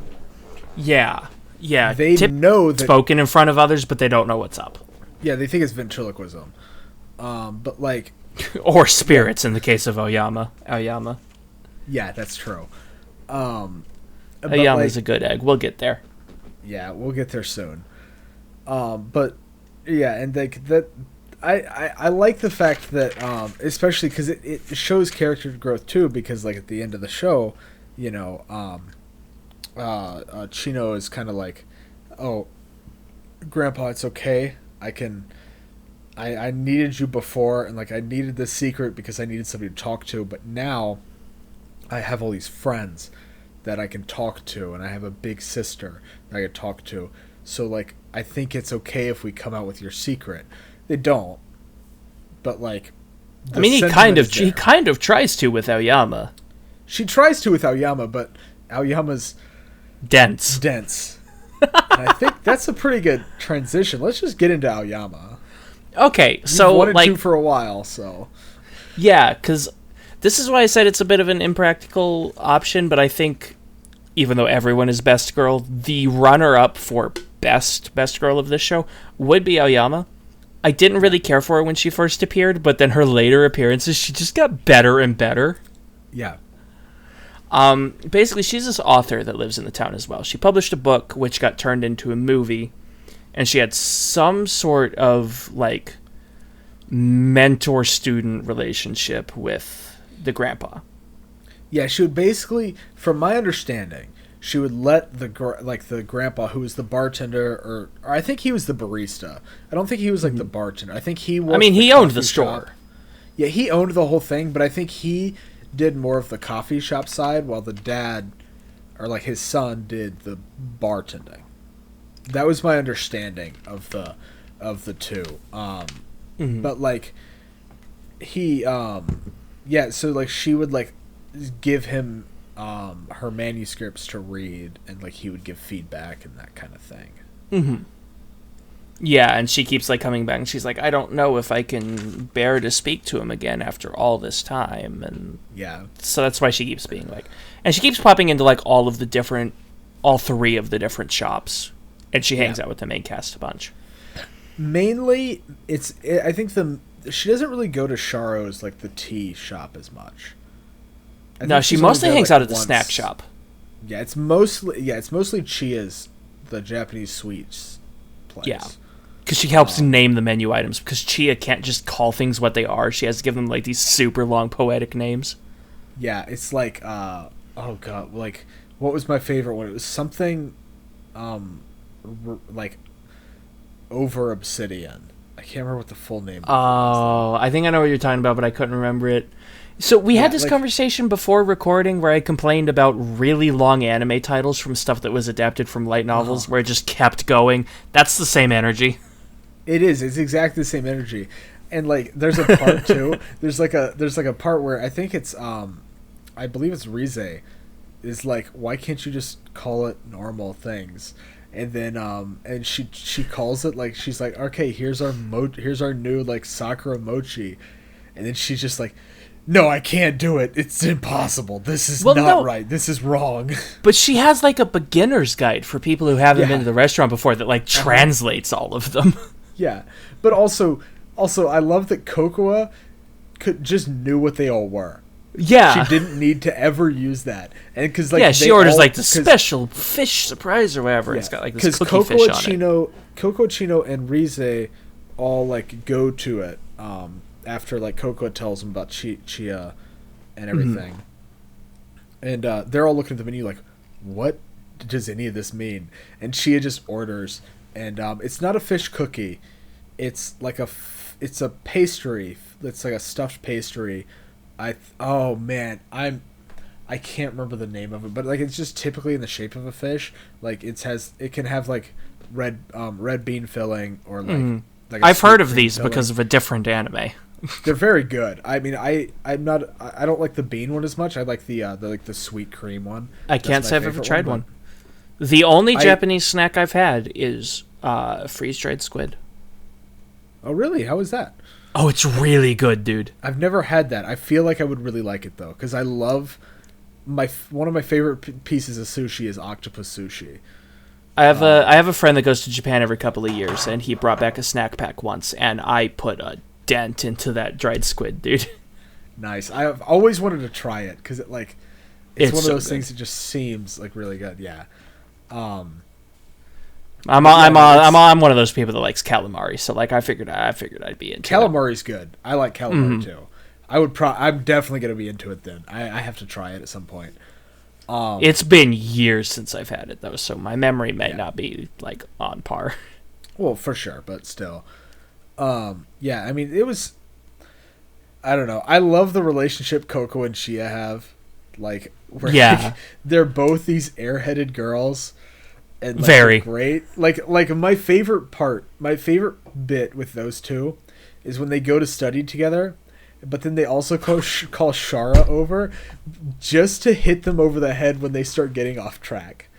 Eventually Cocoa challenges Sharo to a match to see who can name the most prime numbers. Yeah. And Shara's just like, can I leave, please? Yes. Every time she's like, please just let me leave. Like, why do I need to be here? Especially because the first time that she asked that, they've already built the slapper stick out of the paper, like the typical anime slapping stick. And then they're looking for the worksheet they have to do. And Chia looks down and is like, oh, this is it. And it's the slapping stick. And that's when Shara goes, can I leave? Please, what do I need to be here for? When she realizes her friends are idiots. Yeah, they're both, like, they're so dumb, but they're so smart, too, at the same time. Like, oh my god, it's great. Since you've brought up this episode, I would like to mention, when I watched this episode, I paused the episode halfway through and sent you a message where I was just like, holy crap, I've seen this.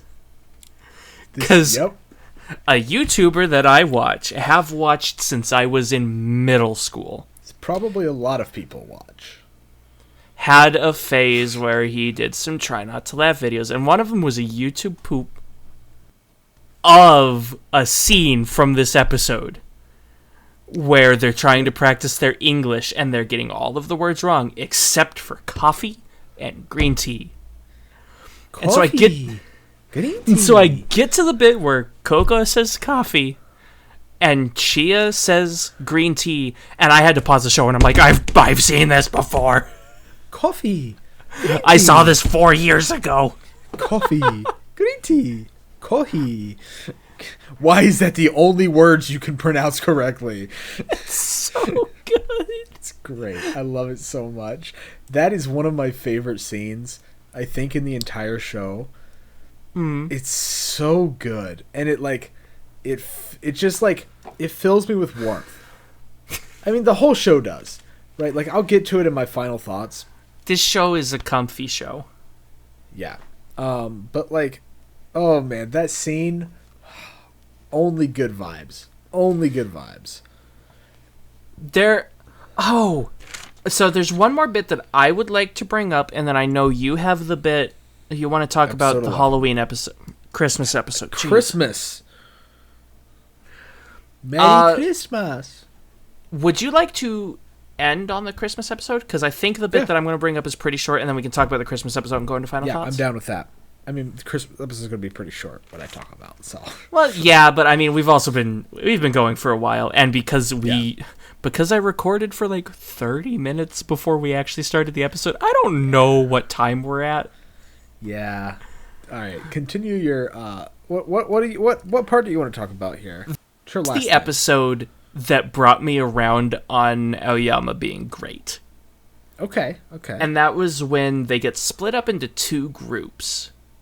And so Chino, Chia, and Sharo are hanging out at one place. While Cocoa, Rize, Megu, and Maya, I think, went to the pool. I think that's what the groups were? No. No? This is the same episode we were just in. It was Rize, Chino, Maya, and Megumi went to the Chino pool. was there, you're right. Because, well, the reason was because it was the same episode as the coffee and green tea thing. Because Cocoa went to study. That's why she was with Right. She went to study. So Shara was with them, and those other four. Because I had Chino and Cocoa backwards. Yeah, that's the two you had backwards. Yeah, because Chino didn't want to be lonely, so she invited her friends, or because it was too quiet at the cafe, so she invited her friends to help work at the cafe. But yeah, and they tested out their like psychic energies by asking them to go to the pool. Yeah, which they do have. It's fucking scary. And they do get to that later because wait, no, that's on the Christmas episode. We'll get to that. Yeah. But specifically, the segment at the pool, Megu, Maya, Chino, and Rize are like goofing off or whatever.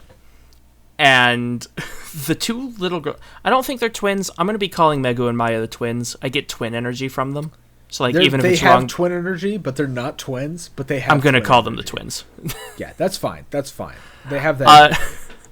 The twins are hanging out at the pool, and they're just like, Rize's the best. She brought these for us, and pull out a whole bunch of water guns. Yeah, it's great. And Tippy's with them at the pool. Yes, that's important. They end up splitting into two groups. It was Chino and Rize versus the twins, I think. Yes, it was. Yeah, because Chino was waiting because Rize said she had it under control. Yeah. Because Chino goes and hides behind a pillar because she's like, you know what? Let's let the military chick handle the gunfight. Yeah, with Tippy. Yeah, she's holding on to Tippy because Tippy doesn't like to get wet. Yeah, which was established in the other pool episode. Yeah, and we've seen Aoyama there. I think she was already shown to be there. But at one bit, she wanders over. She finds Chino like kneeling by the pillar. What are you doing over here? And Chino like explains like, yeah, I'm gonna let Rize handle it. Tippy doesn't want to get water. And then Chino's like, what are you doing here? And Aoyama's just like, well, I hate to be the bearer of bad news. And it cuts to a wide shot. Wait. No, that's not exactly what happens. Am I skipping something important here? Yes, you are. She says, Aoyama, could you look after Tippy for me? He doesn't like she doesn't like to get wet. And she's like, she's like, I'm sorry, I can't look after Tippy. And it cuts to a wide shot, and Aoyama is holding Maya's water pistol behind her back. Yep. Maya sent me to find out where the others were hiding. So she holds Tippy hostage. She puts the gun to Tippy's head. The water gun to Tippy's head, bro. Tippy's freaking out.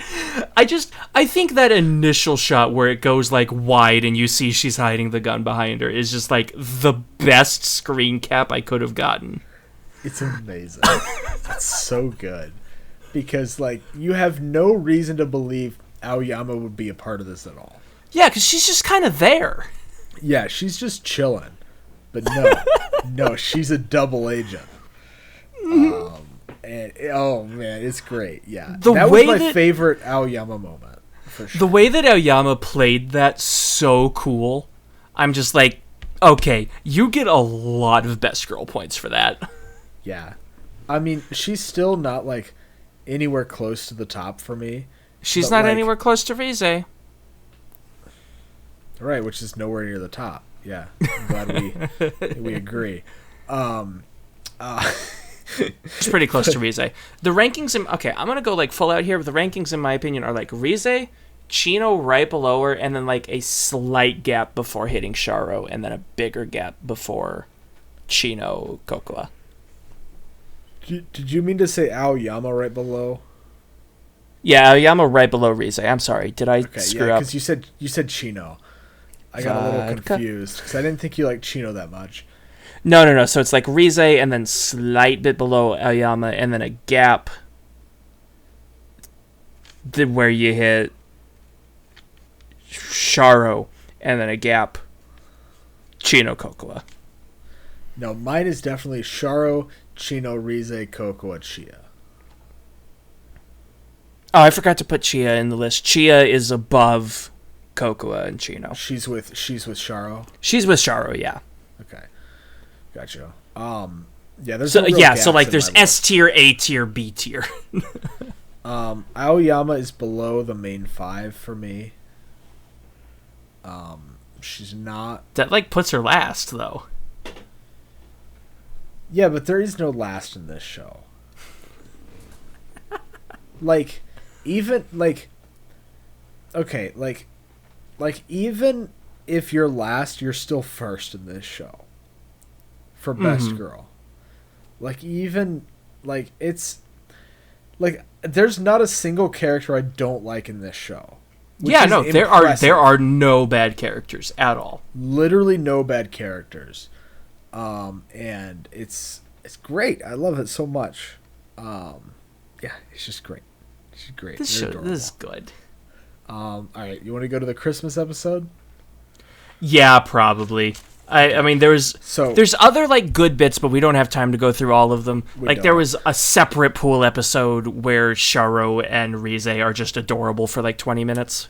Yeah, but we don't have time for that. What we have time for, I have to tell you guys something. If you have a rotation of Christmas movies you play every year, add this episode to that list. Okay, I can't go so far as to say that, but I see where you're coming from. Bro, this episode is so good. It was a really good episode. At everything it tries to do, it does it perfectly. We get the dad in here. We get Aoyama in here. We get all of the girls, every single one of them, including Maya and Megumi. Every girl, everybody is in this episode, and it's great. It has the Christmas spirit, and the whole thing where like the whole like side plot. It's not even like a side plot. It's kind of like the main plot, where like Coco wants to get a gift for Chino and put it beside her bed while she's asleep because Coco's dream has been to be Santa. That's like her dream. Yeah, she wants to be Santa. Specifically, her dream is to break in and leave gifts. Yeah. There is like a weird, like creepy thing where she's like outside a window and they're like, "Yeah, I don't want you in my house." Actually, Coco, you can stay. Don't come in my house. But like, she just wants to be Santa and like leaves gifts for everybody. But like, she finally has the opportunity to because she finally has a little sister in Chino. And so, like, she tries to find the perfect gift, which she does. She finds the perfect gift. She finds this, like, rabbit carousel music box thing. And it's adorable. It's great. It's such a good music box. And so she sneaks into the room and, like is putting it on beside Chino's bed. And the dad opens the door. This is my favorite part. This is my favorite part of the episode. It was so good. The dad opens the door, and he's like, "Oh, I see Coco. I had the same idea." Oh, man, dude. It was so good. I can't take this much wholesome. It's so good, dude. And then, like, when Chino wakes up, because Chino acts like she's, like, all, like, this big adult, but, like, she still puts the stocking up because, just in case. Just in case. And Cocoa notices this, and it's like, she wants Santa to come.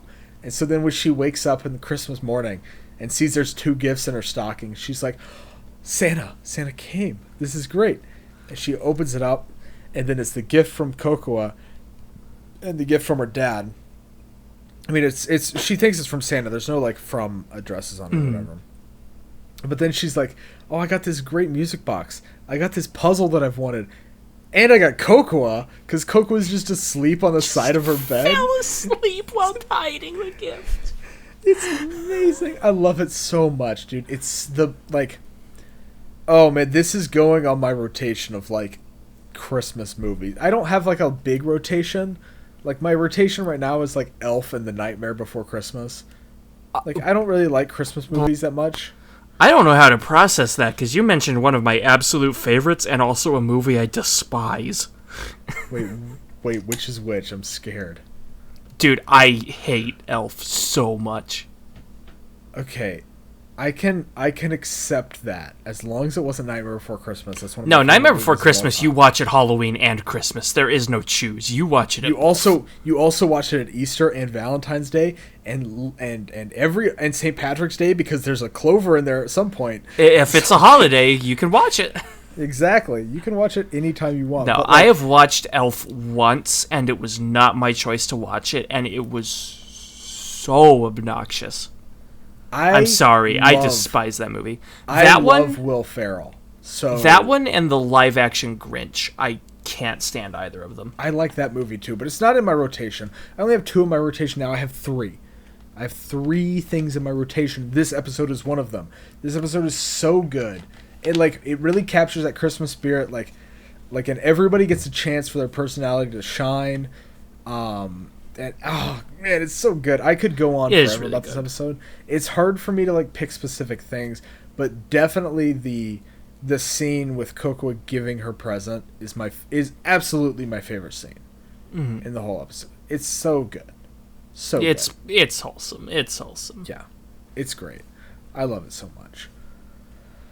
Oh, this is that also the said- episode because they I want to say one thing real quick. They Okay, do okay. this Christmas dinner, but then all of the girls show up to help out because the cafe gets stupid busy. And so all 5 of the main cast start helping out. Megu and Maya come and help out. And everybody's doing everything. But and Aoyama, she works at the cafe too now because she quits being She's a writer. bartender. Yeah. And so they're all working together. But Sharo takes charge in this episode, and it is so good. Well, not only that, but when she first walks in, she's just because her whole arc this episode, she was out having to hand out flyers in the cold and the snow, and she was like, "Oh, it's just like that one little tale," and then it shows the little match girl, and she's like, "Wait, no, not that one, no." I don't know what that was referencing. Okay, so the little match girl. I've heard of it, but I don't remember what it is. So the basic plot, right? It's this girl who's selling matches on Christmas, and it's snowing. It's really cold, and she has to start lighting the matches to stay warm, and then eventually, she runs out of matches, and she dies. Oh, That's why Sharo didn't want to be the little match girl, because she didn't want to die. that's certainly a Christmas story. It's it's very dark. I mean, it's good story, but it's dark. So Shara didn't want to be like that, and so then when she gets to the party, she's like, "Oh, is everybody else here?" And then she's like, "Wait, why are you all She working?" sees the whole building going berserk. Yeah. And she's like, "Wait, am I gonna have to work?" And they're like, "No, you can go chill out." And she's like, "No, I will work. I am So, honor bound. And she takes charge, just like you said, and it's great. It's great. Yeah, It's she another has great she moment of has she charm. has the manager qualities because she's just does. you go get this food, you bust the Yep. table, you get in the kitchen, and it's amazing. And we also get my favorite comment about Chia, because Chia, I've said this a couple times, she's an airhead, right? She is the airhead of the group. Cocoa is kind of an airhead, but she's also really good at math. Chia, apparently, once tried to charge a customer the entire national, worth or something. Tried to charge a customer enough to equal the national debt or something like that. Something like that. And then and that's when because Megami was having problems trying to add up and using the cash register stuff. Mm-hmm. And that's when Cocoa said that. She's like, "No, wait, that's actually a big problem. What are you talking about?" Because Cocoa puts it off as no big deal. It's great. Oh man, it's National budget, I think these that was the girls. phrase. Yeah, the national budget. That was it. Yep, I love these girls. It's all of it's so good. Yeah.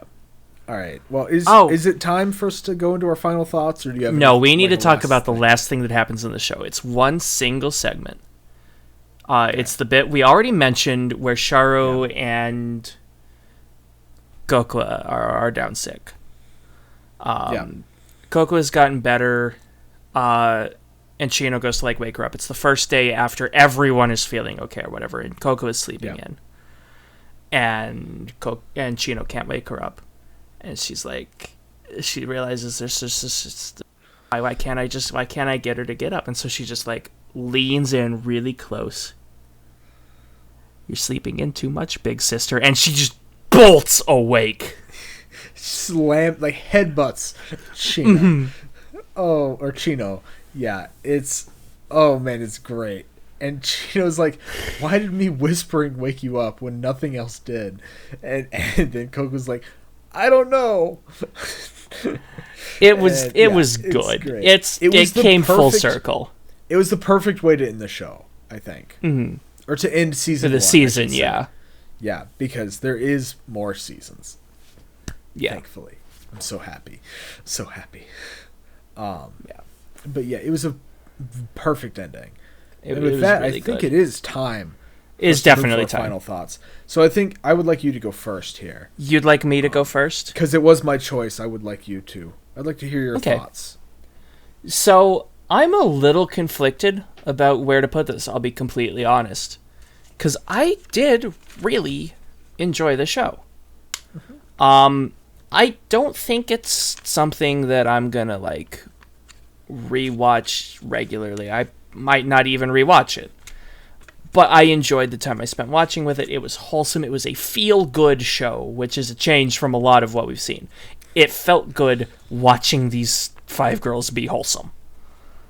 That's true. And so I enjoyed it. I would recommend it. I would tell you guys that, again, there's a bunch of like really good one-offs or really sweet moments that we just didn't have the time to go over. I would recommend giving the show a watch to catch up for it yourself. Mm-hmm. I don't think it's any kind of signifier of like an amazing show. It was just good. It was just overall good.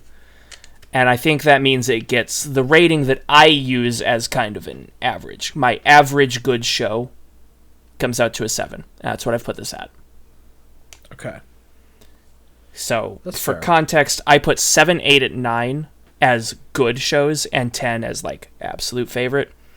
So 7 is a show that I definitely enjoyed, but doesn't have much standing out beyond that. I liked it. I recommend it. It's not outstanding, but it's good. It's a 7. Okay. I can respect that. So personally, when I first watched this show, I don't know, I was a dumb teenager. So I didn't get Slice of Life, right? I am a little ashamed of my original score, so I'm not going to say it. Oh, I must know now. I'll tell you off camera, but I'm not saying it on recording. Give it like a 2 or something. Just like, this is dumb. There's no fighting. No, not that bad. No, nothing that bad. Nothing like that. But this is a show like the more it's like one of those shows like the more I think about it, the more I like it, right? Like and then like I got both seasons on Blu-ray for Christmas one year, and I'd been meaning to watch them for a while, and now that I finally have, I'm very glad I have. I think this is like one of my comfort shows, if that makes sense. It's one of those shows where like I can put it on whenever and just like if I want to feel good, this is the show I'm gonna go to. It's gonna be like season 1 or season 2, possibly 3. I don't know. I'm gonna watch that soon. But like it's one of those shows I really like. I can kind of connect to, but it's also like I can just chill. I can just chill with it. And I don't have to watch a full show. I can just watch select episodes. Like I said about the Christmas episode, I want to like put that into my rotation because it's, oh my god, dude, I love that episode so much. But there is also a bit more substance to it. There is like the overarching like kind of character development, the character threads and stuff like that. Yeah. Which I think it's great. And So I did end up giving this show an 8.5, All right. which might seem a little low based on all the praise I just gave it. But like basically a 10 for me is like the perfect show. I don't think this is like a perfect show by any means, right? A 9 is like almost there. And like this is almost to a 9. Like it's almost there, but like this is no like Devilman Crybaby, which is one of my all-time favorites, you know. This is, but it is a show that I can consistently come back to know I'm gonna have a good time. So that's why I gave it that score. The 0.5 is not like a normal thing I do. It's kind of like a, I don't know. It's like I don't give 0.5s all the time, but when I do, it's like it's so close. If it just like had that little bit of extra oomph to it. Which maybe season 2 will have, and like I will probably rewatch season 2. Whenever I have time. But, Time seems to be the limiting factor for both of us anymore. Yeah, honestly, I hate being an adult, dude. Yeah, I mean it's fun. I like it a lot. Highly recommend it. Obviously, It's a good show for the soul. Yeah. See, if my praise this episode wasn't enough, please watch this show. Please. I mean, I need more people to watch this show, honestly. It's great. I love it. Very much. So, yeah. Alrighty. Well, Well, so yeah, it seems we both definitely jived with this. It's not like way up top tier for me, but it was definitely good, and you obviously enjoyed it a lot too. I mean, like, we're not super far off, honestly. This is one of the, like, except for Kill la Kill, this is one of, like, the closest I think we've had in terms of, like, liking a show. Like, we fully jived with this show. Yeah. I think. Which It's is not, great. yeah, I like that that's a a lot. fair point. It's not often we put on a show that both of us are just like, yes, I can get behind this, because usually one of us is just looking at the other like, why? Yeah, exactly. Like, there's so many times where, like if you choose a show you really like, I'm just kind of like, okay. And then if I choose a show, you're like, cute magical boys again, dude, really?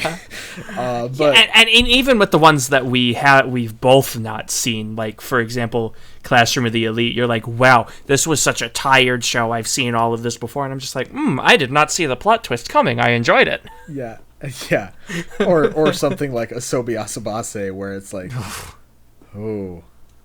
where we agree. Okay, that is the fair. Opposite way. Sometimes we both agree on a show we didn't like. I think we agree more on stuff we don't like than what we do like.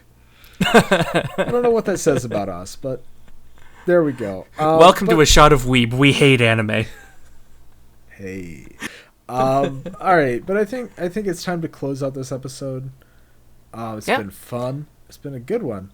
I enjoyed it. It's definitely been a good trip. What are we watching next week, though? Next week is my pick, and I forgot that I had to have an episode chosen for next week up until about 3 hours ago, where I called Seaweed early and was like, hey, I haven't picked, help me. Yeah. So I worked through a few options that I had for next week, and we have tentatively settled on one that I think will lead to an interesting discussion. I hope so. I'm more than anything, the reason I've picked this one is because I want to hear what you think about what the show tried to do. Yeah. Because I like what the show tried to do. I'm curious, because it's one of those shows where, like, when it was airing, I wanted to watch it. But, like, I don't really watch seasonals anymore, if that makes sense. Like, I don't watch them as they're airing. Whereas I did watch it when it was airing, or kind of, in a sense, watched it as it was airing, and then was like, wow, this could have been something different. We're watching a show from October 2019 called Babylon. Yep. That show. The one you've never heard of. The one that dropped 3 episodes on the first day and then didn't make another one for like a month. Yeah, and they went silent. Yeah, that's the one. A little bit of probably a lesser known pick, but I think it could lead to something really interesting when we get to, sit down and talk about it. And so I'm really interested to see where that goes. Yeah. It'll be a very different vibe from this episode, I feel. Very different. It is a This is a comfy episode. This is a comfy show. Babylon is a suspense mystery sort of show. Yep. I hope it can keep me engaged. I'm looking forward to seeing what it brings to the table. I hope so, because I really hope we don't start recording next week and you're like, wow, I don't want to have anything to do with this. Man, I hope so too. I don't like to not like things. Sometimes, it just happens. It just happens. Gotcha. But I have opinions on this show that I need to save for next week's episode, but I definitely feel very strongly about the show, and I look forward to talking about it. Yeah. See, I think we have stretched our time out as much as possible. We stretched our time out too much because I won't shut up. Yeah, we should probably end this. So if you're listening on YouTube, go check us out on Anchor. You can, if you would like to, you can donate to us there. We have a donate button. That is a thing. And if you're listening to us on Anchor, we are getting a little bit of kickback. We've got some ads in place. But you can go. But if you are listening to us on Anchor, go check out our YouTube where we have our beautiful faces, on screen. Yeah, and that's the trade-off. He finally got a light, so you can see how pale I am without the shadows. I look more pale in the camera though, so I don't know what you're talking about, bro. That's the trade-off.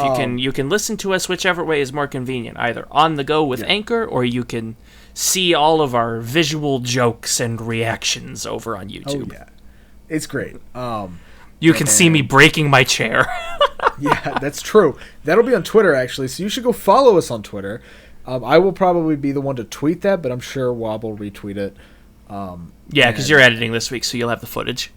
Yeah, I'll have the footage this week, so just make sure to follow us over there. Links are in the description on both platforms. Yep. Go check out my YouTube channel. I swear I upload videos. Chill.